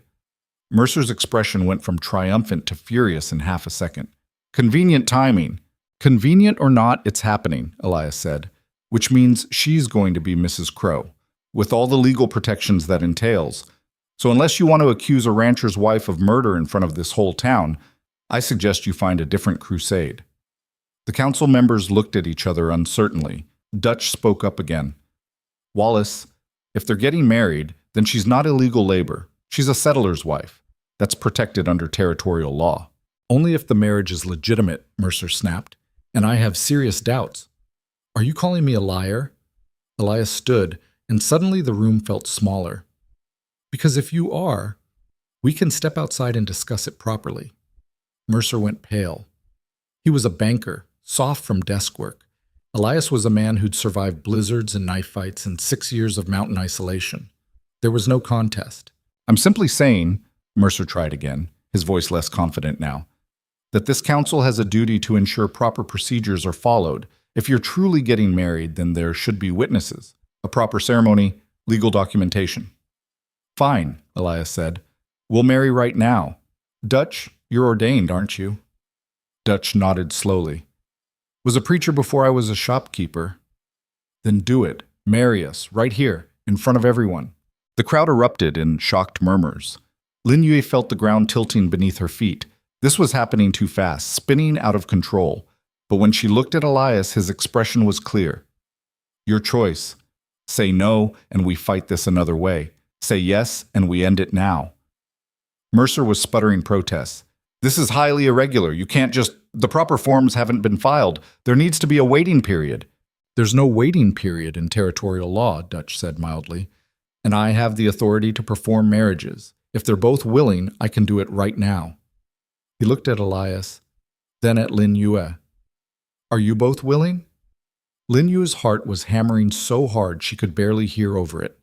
This was insane. They'd known each other barely 6 weeks. They'd never even discussed marriage seriously until Elias had thrown it out as a legal defense 30 seconds ago. But she thought about the mountain lion dying in the forest, about Elias teaching her to shoot, about sitting beside him on the porch steps while stars appeared overhead. She thought about choosing to exist instead of disappear. Yes, she said, I'm willing. Elias's expression didn't change, but something in his eyes softened. So am I. Dutch stood, looking slightly bewildered but determined. Then I suppose we're having a wedding. Everyone stand, please. The crowd rose in a confused shuffle. Henrietta Blackwood looked like she'd swallowed a wasp. The mail-order brides whispered furiously to each other. Mercer stood rigid with barely controlled rage. Lin Yu and Elias faced each other in front of the council table in a dusty town hall that smelled like whiskey and judgment, surrounded by people who mostly wanted them to fail. It was possibly the worst wedding in the history of weddings. Dutch cleared his throat and began. Dearly beloved, actually, skip that. We're all here. We know why. Let's just get to it. He looked at Elias. Do you, Elias Crow, take this woman as your lawfully wedded wife? To have and to hold for better or worse, richer or poorer, sickness and health, until death parts you? I do, Elias said without hesitation. Dutch turned to Lin Yue. Do you, Lin Yue, take this man as your lawfully wedded husband under the same terms? Lin Yue looked at Elias, this scarred, damaged man who'd chosen her when she was nothing and nobody, who taught her to survive and fight and hope for something better than just existing. I do, she said. Then by the authority vested in me by the territory, I pronounce you husband and wife. Dutch looked faintly apologetic. You may kiss the bride, I suppose. Elias leaned down and kissed her carefully, conscious of the watching crowd. It was brief, almost chaste, but Lin Yu felt it to her bones anyway. When they broke apart, the room was silent. Then someone in the back started clapping, slowly at first. Then others joined in. Not everyone, but enough. Thompson was clapping. The Kowalskis, some of the ranchers who'd fought at Crow Ridge, the people who knew what survival cost. Mercer looked like he'd been force-fed vinegar. This doesn't change anything, he said loudly. The council still has concerns about the violence, about proper land rights, about... The council, Dutch interrupted gently, is adjourned. Mrs. Crow is a legal resident by marriage. Her actions were in self-defense on private property. Unless you want to charge every rancher who's ever defended their land from thieves, we're done here. The other council members nodded agreement, clearly relieved to escape the political minefield Mercer had created. Mercer's hands clenched into fists. This isn't over. Yeah, it is, Elias said quietly. But keep pushing if you want. See what happens.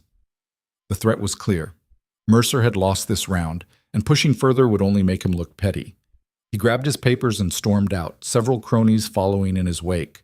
The crowd began dispersing, some people offering awkward congratulations, others leaving in hostile silence. Henrietta Blackwood approached with a smile that could cut glass. Well, that was certainly unconventional. Everything about us is unconventional, Elias said flatly. Indeed. She looked at Lin Yue.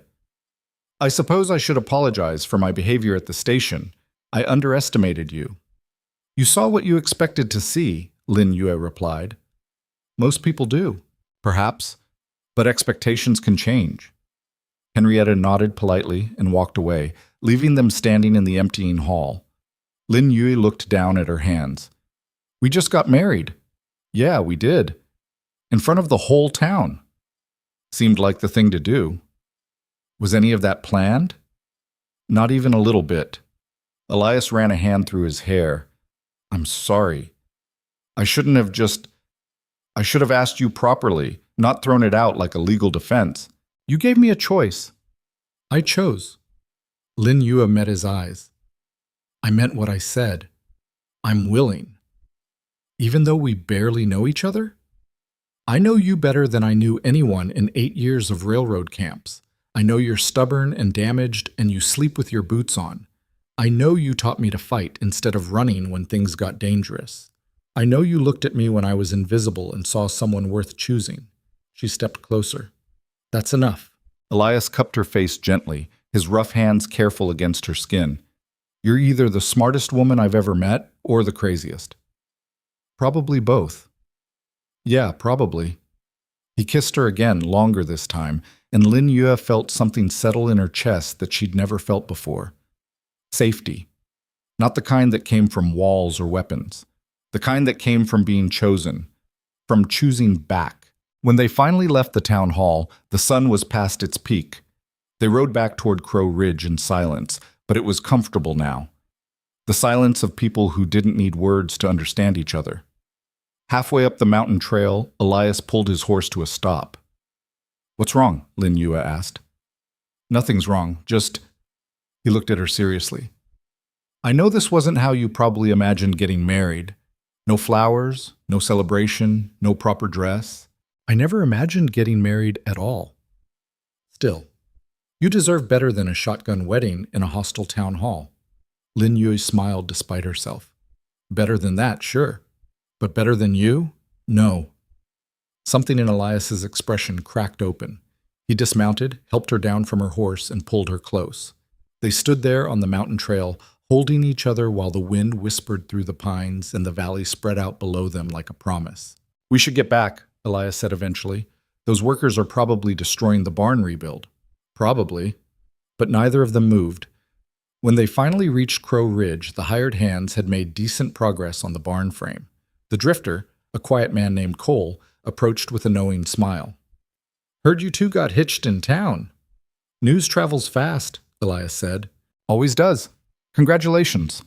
Cole glanced at Lin Yue. Fair warning, though. Mercer's not the type to let things go. He'll come after you another way. Let him, Lin Yue said. We'll be ready.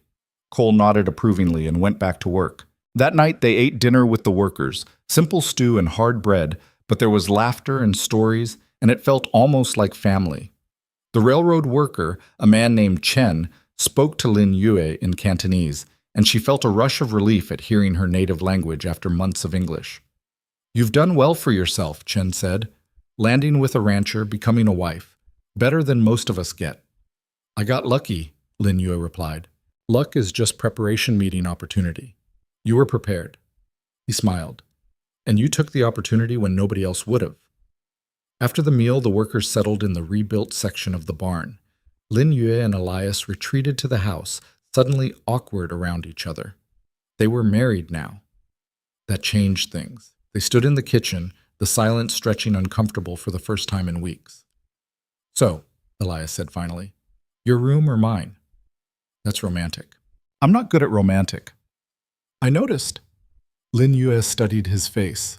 Are you asking what I think you're asking? I'm asking if you want to share a room, as husband and wife, or if you'd prefer to keep separate spaces. He rubbed the back of his neck. I don't have expectations. We did this for legal protection.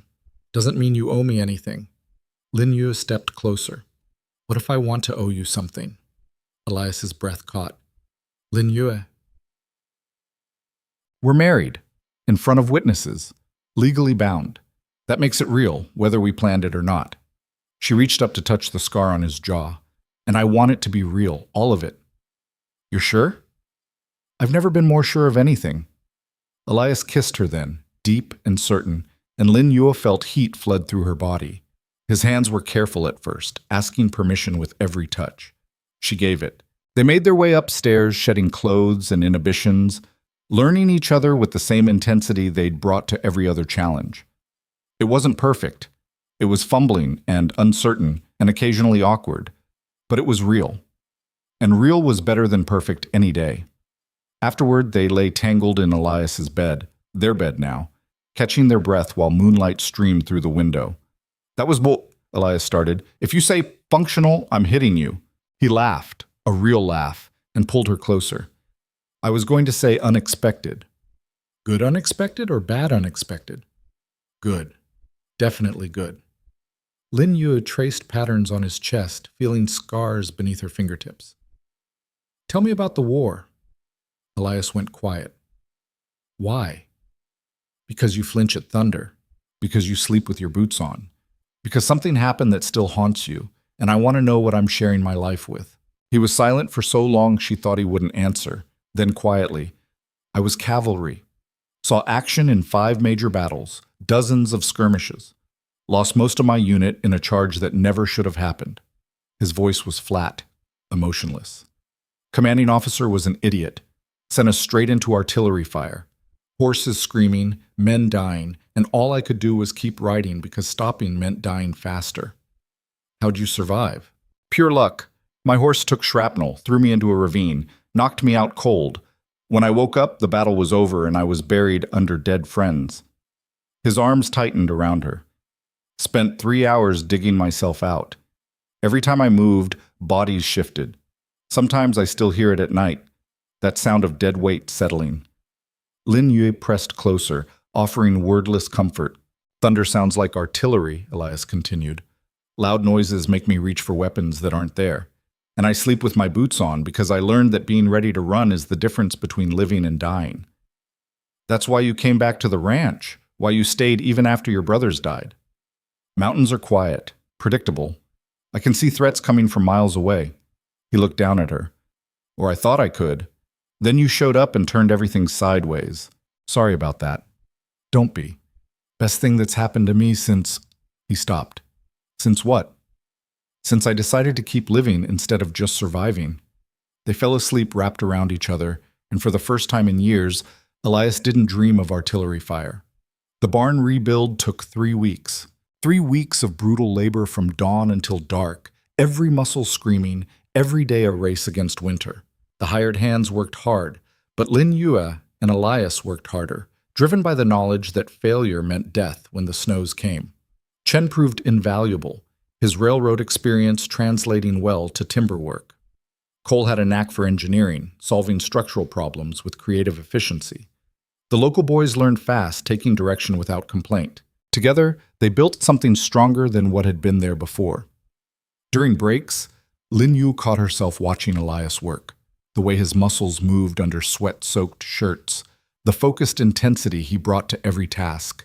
Sometimes he caught her watching and smiled, and she felt warmth spread through her chest that had nothing to do with the sun.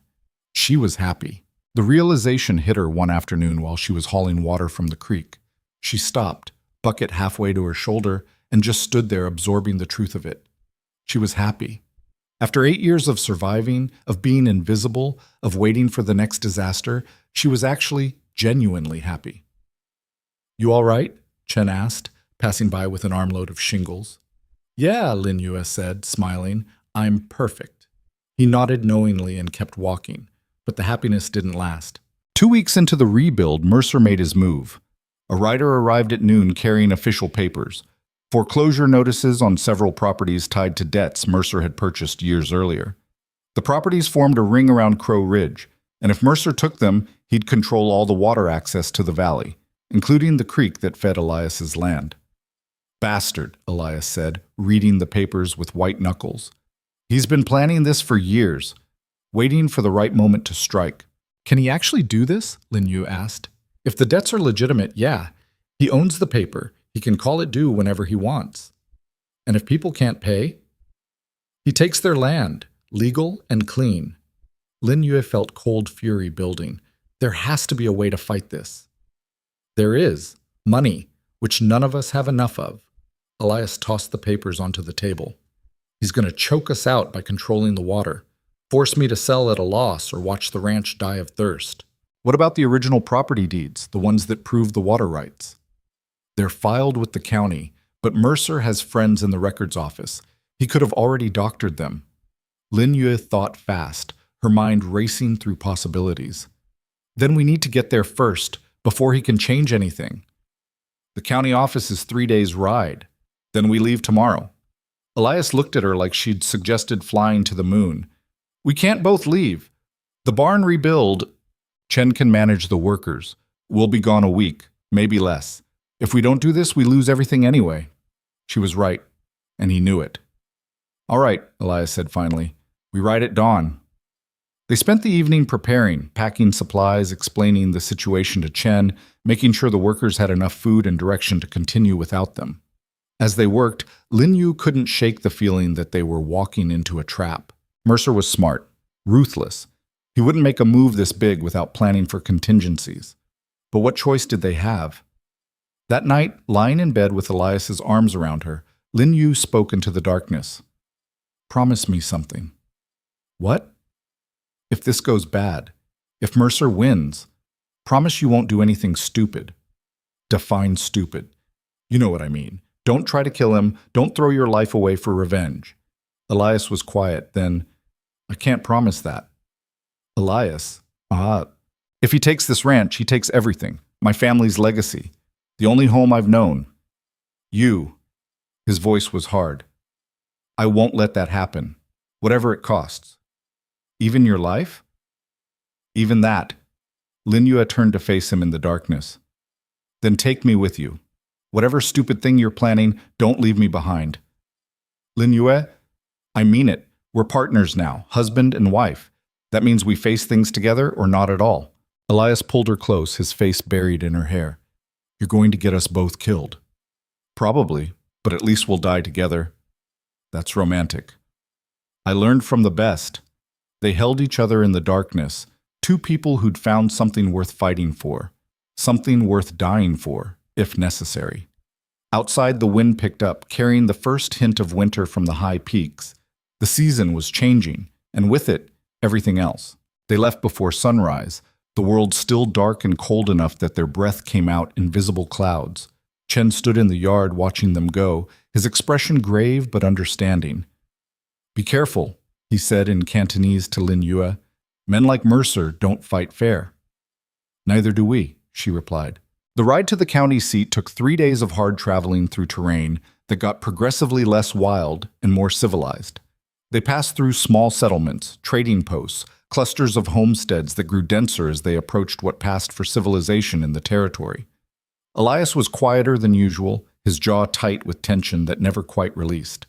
Lin Yue could see him calculating contingencies, planning for scenarios that ranged from legal battles to actual violence.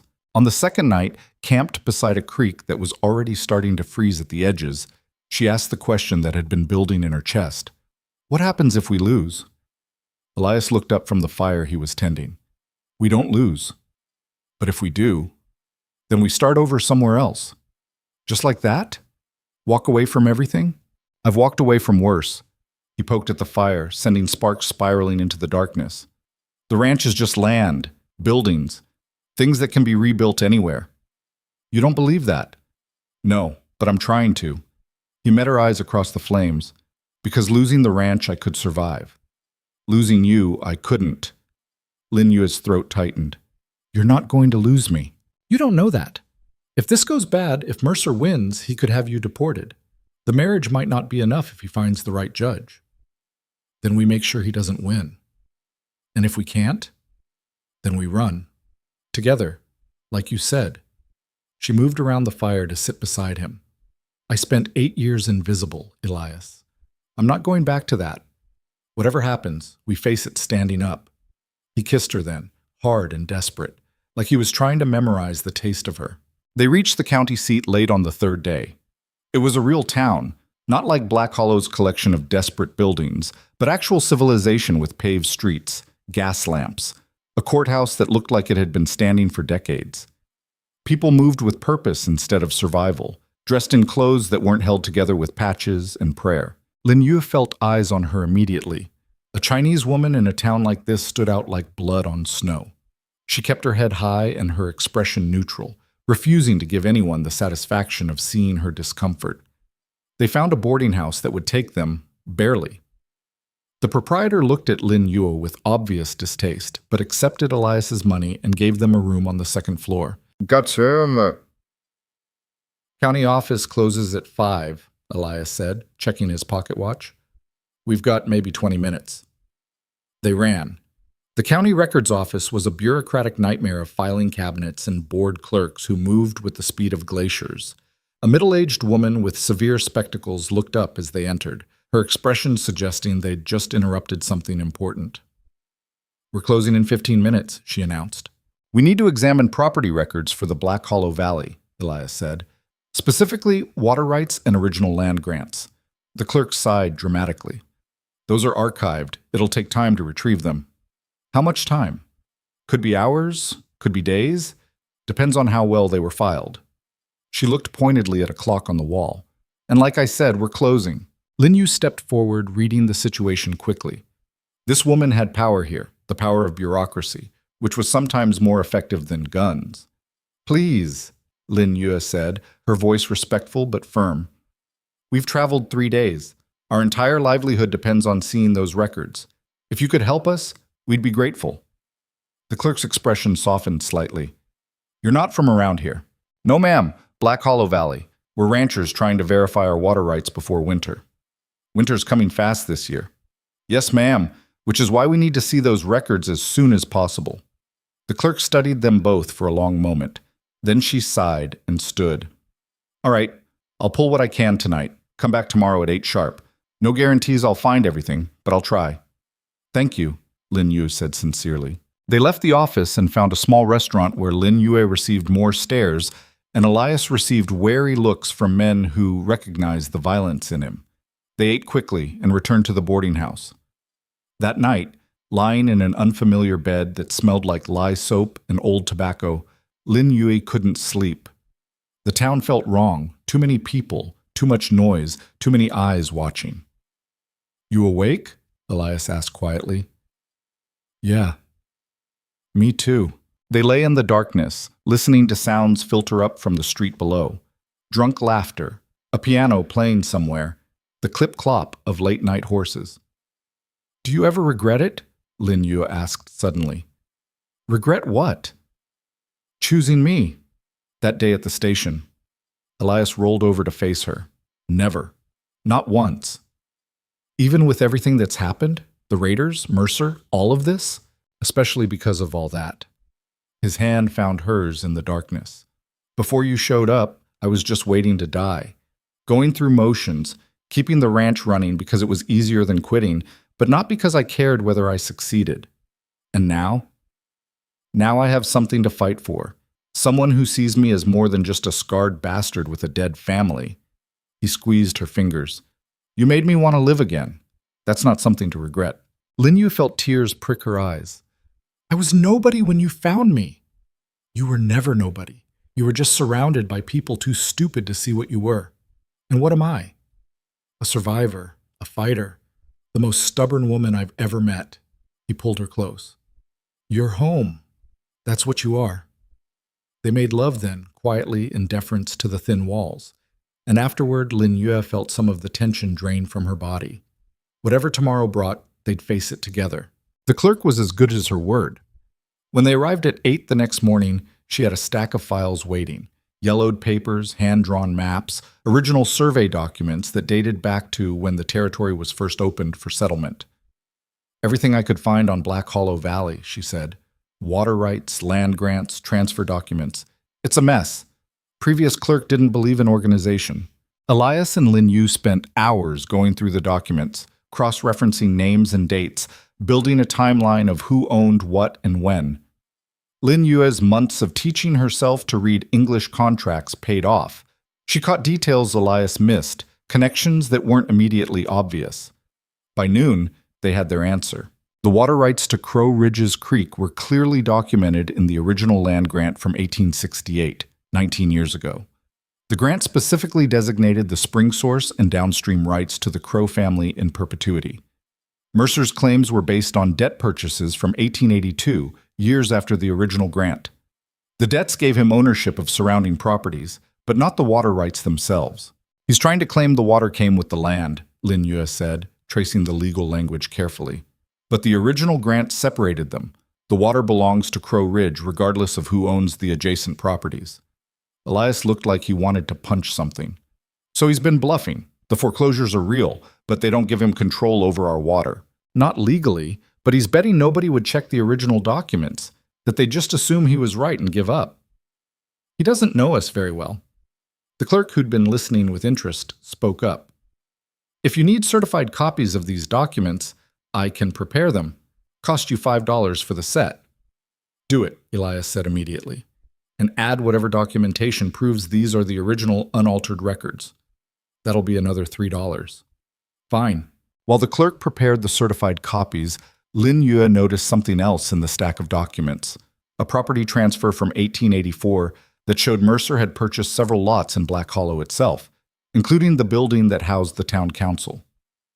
Elias, she said quietly. Mercer owns the council building. He looked at the document, his expression darkening, which means he controls the council meetings, controls who gets heard and who gets ignored.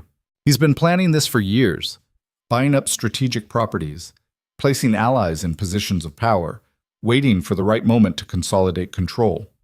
And we walked right into it. No, we walked into it with evidence. Lin Yu tapped the stack of documents. He's been operating on the assumption nobody would challenge him. That's his weakness.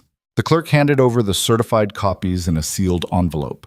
These are legal documents recognized by territorial court.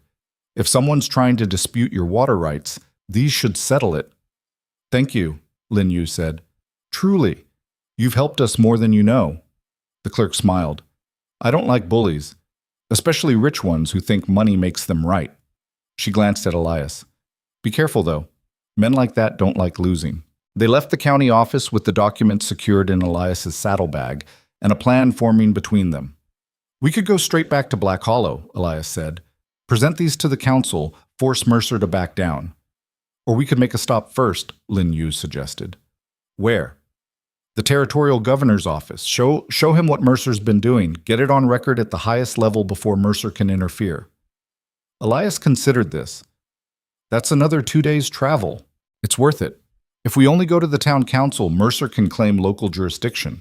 But if the governor's office has these documents, there's no hiding from it. You're thinking like a lawyer. I'm thinking like someone who's been powerless long enough to know how power actually works. They rode north to the territorial capital, a city that made the county seat look like a village. Lin Yue had never seen so many buildings, so many people, so much concentrated civilization. The governor's office was intimidating. Marble floors, official seals, men in expensive suits who looked at them like they'd tracked mud inside. But the governor's aide, a young man with sharp eyes and sharper questions, listened to their story and examined the documents with growing interest. Wallace Mercer, he said thoughtfully. We've had complaints about him before. Nothing we could act on, but the name keeps appearing. Then here's your chance to act, Elias said. He's trying to steal water rights through fraudulent debt claims. If you let him get away with it in Black Hollow, he'll try it elsewhere. The aide made notes. Leave these copies with us. We'll open an investigation. It'll take time. Bureaucracy moves slowly, but if what you're saying is true, we'll put a stop to it. How much time? Lin Yue asked. Months, probably. Maybe longer. We don't have months. Winter's coming. If Mercer moves against us before your investigation concludes, keep your own copies of these documents, the aide interrupted. Present them to any local authority that tries to enforce Mercer's claims. They're legal proof. Any honest official will recognize that. And dishonest ones? The aide's expression was sympathetic but unhelpful. Welcome to territorial politics. They left with the knowledge that they'd planted a seed that might eventually grow into justice, but not quickly enough to save them if Mercer moved fast. The ride back to Black Hollow took 4 days because they pushed hard, sleeping little, eating in the saddle. The weather was turning. They could feel it in the air, that particular cold that promised snow soon. When they finally rode into Black Hollow, the town looked different somehow, smaller. Less important now that Lin Yue had seen real cities, but it was still the town that controlled their fate. They went straight to Dutch's general store. The old man looked up from his ledger, surprise and relief crossing his face. Crow, Mrs. Crow. We heard you'd gone to the county seat. We did. Found what we needed. Elias set the documents on the counter. Original land grants proving the water rights belong to Crow Ridge, not to whoever owns the adjacent properties. Dutch examined the papers carefully, his expression growing more satisfied with each page. This is good, really good. Mercer's been telling everyone his claims are ironclad. They're iron, all right. Iron-plated bullshit. Elias leaned against the counter. Where is he, Ot? Mercer? Been in and out of town all week. Currently at the bank, I think. Good. I'd like to have a conversation with him. Elias, Lin Yue said warningly, a legal conversation, using words. He looked at Dutch. Call an emergency council meeting. Tonight. I want this settled publicly. Dutch nodded. I'll spread the word. 6 o'clock? Perfect. They left the store and walked toward the bank, a pretentious building that looked too fancy for Black Hollow, with Mercer's name on a brass plaque outside. Inside, Mercer sat behind an enormous desk that dwarfed the small office. He looked up as they entered, his expression cycling from surprise to calculation in seconds. Mr. Crow, Mrs. Crow, I heard you'd left town. We're back, Elias said flatly. And we found some interesting documents at the county records office. Mercer's eyes narrowed. Did you? Original land grants, water rights, all certified and legal. Elias dropped the documents on the desk.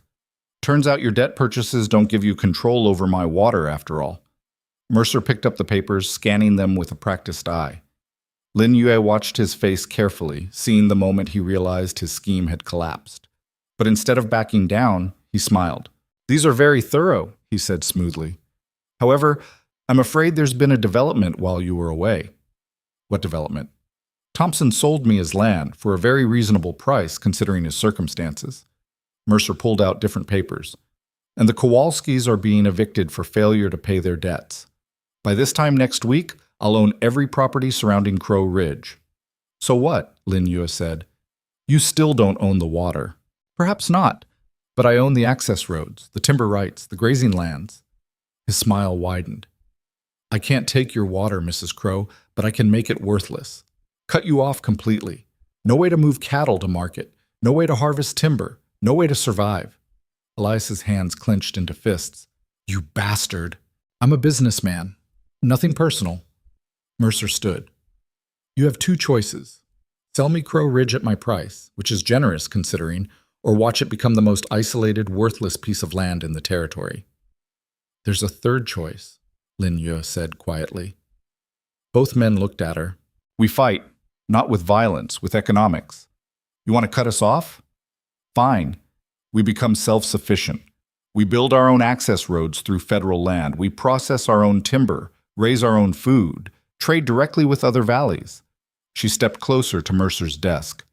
You're not the only businessman in the territory, and you've made a lot of enemies buying up debts and squeezing people. We'll organize them, create a cooperative, bypass you completely. Mercer's smile faltered. That would take years.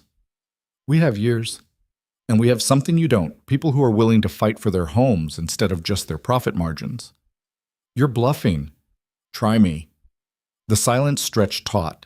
Mercer's calculation was visible on his face, weighing the costs of a prolonged economic battle against the certainty of a quick win. Finally, he laughed. You're more interesting than I gave you credit for, Mrs. Crow, but interesting doesn't pay debts. Neither does overextending yourself financially, Lin Yue countered. How much did you spend buying up all those properties? How long before you need to see a return on that investment? Because if we tie you up in a cooperative war, your creditors might start asking uncomfortable questions. Mercer's smile disappeared completely. Get out of my office. Gladly. See you at the council meeting tonight. They left, and Elias waited until they were outside before speaking. That was either brilliant or insane. Probably both. Lin Yue's heart was hammering, but she kept her voice steady. But I meant what I said. We can actually do this. Organize a cooperative against Mercer's money? He's overextended. I saw it in his face. He's been buying property on credit, assuming he could consolidate quickly and pay off his debts with profit. But if we slow him down, make it expensive, his creditors will panic. Elias stared at her. How do you know all this? I watched factory owners do the same thing. Expand too fast, assume workers wouldn't organize, then collapse when we struck at the right moment. She smiled grimly. I know how powerful men fail. You just have to be willing to make it hurt long enough. The council meeting that night was packed. Word had spread that Elias and Lin Yue had found evidence against Mercer's water claims.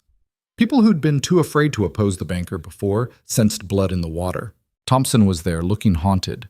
The Kowalskis sat together, grim and angry. Other ranchers, farmers, townspeople who'd been squeezed by Mercer's business practices over the years.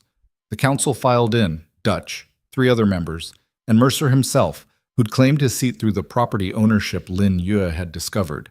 This meeting is called to order, Dutch announced. Mr. Crow has presented evidence regarding water rights in the valley. Mr. Mercer has disputed these claims. We're here to settle this. Elias stood, presenting the certified documents.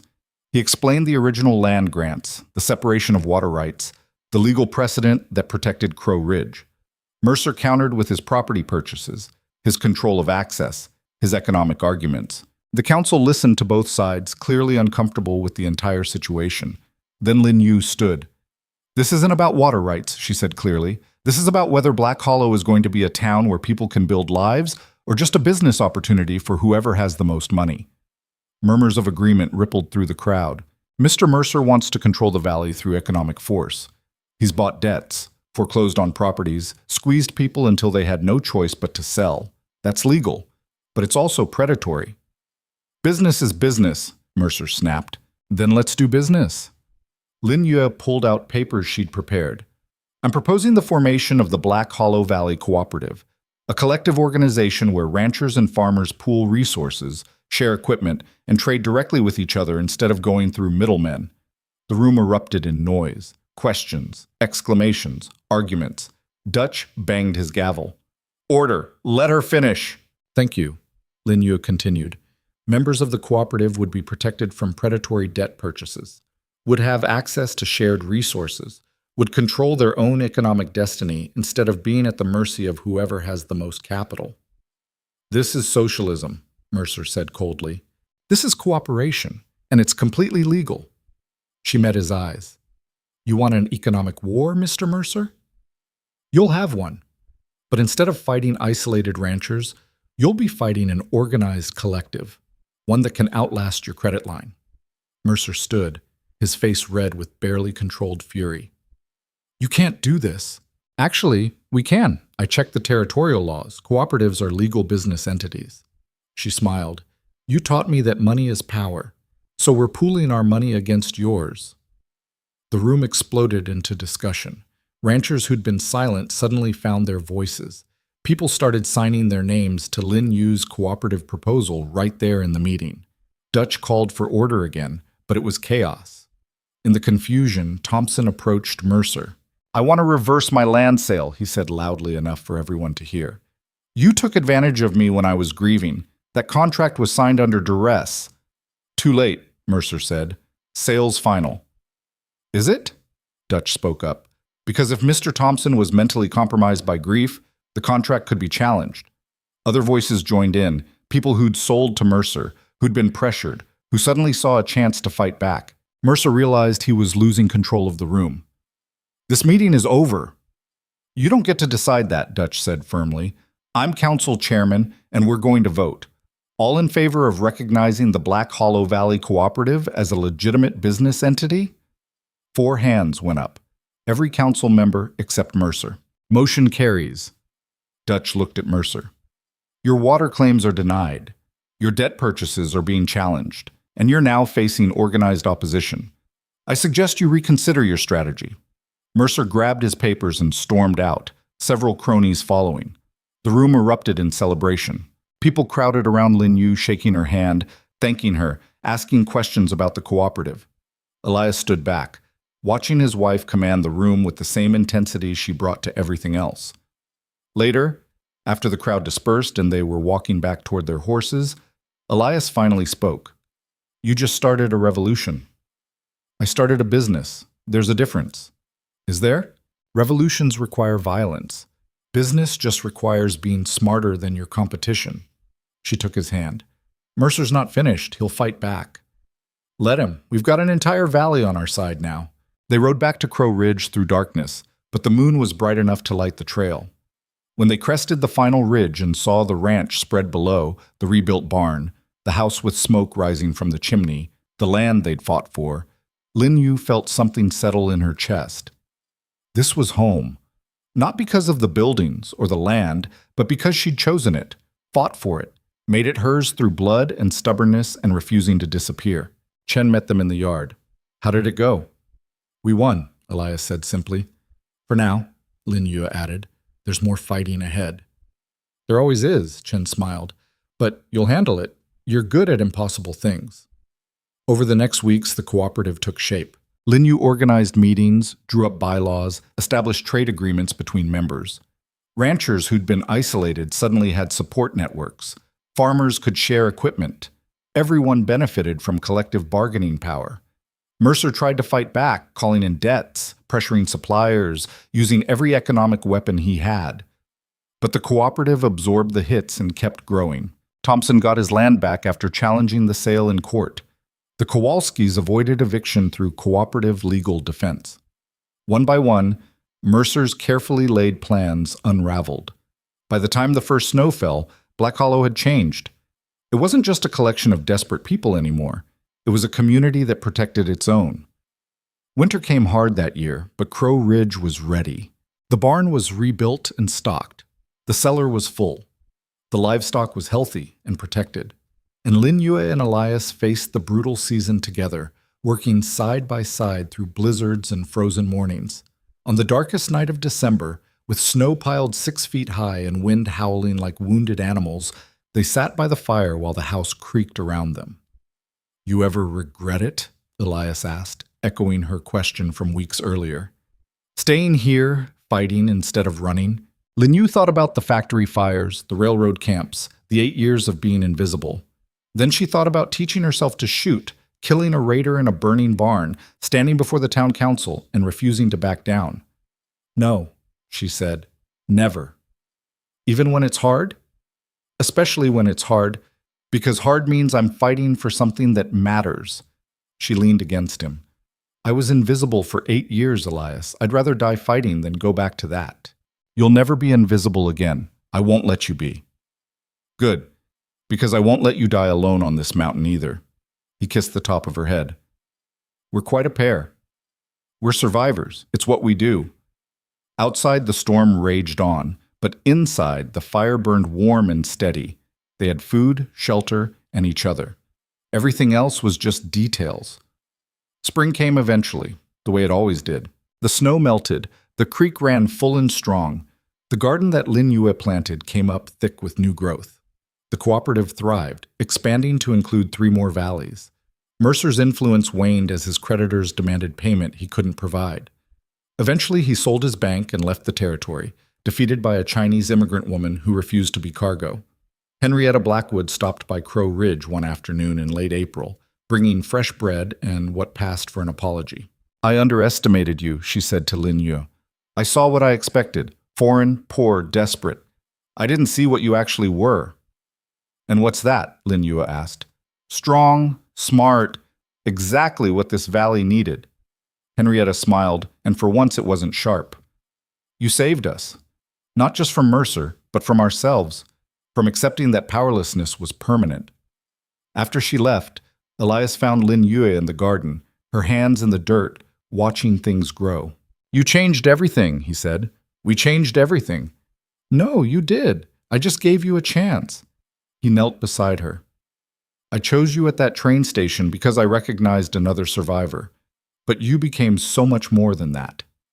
"We both did." "Yeah, I guess we did."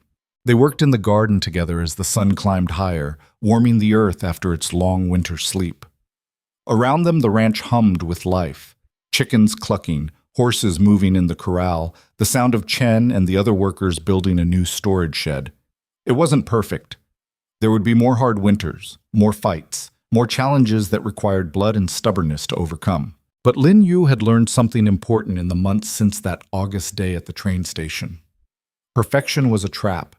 It made you fragile, breakable, desperate to maintain something that couldn't last. Survival was better.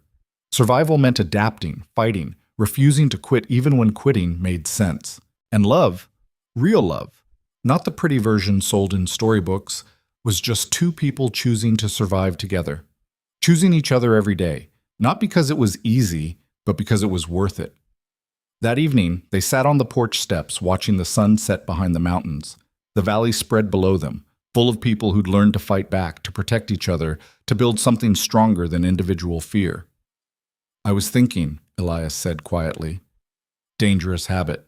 We should expand this house, add another room." Lin Yue looked at him sharply. "Why?" "Because eventually we might need it." He met her eyes. "If you want. No pressure. But maybe we could build something more than just the 2 of us." Lin Yue felt her breath catch. a family, children, the kind of future she'd never let herself imagine because wanting things made losing them hurt worse.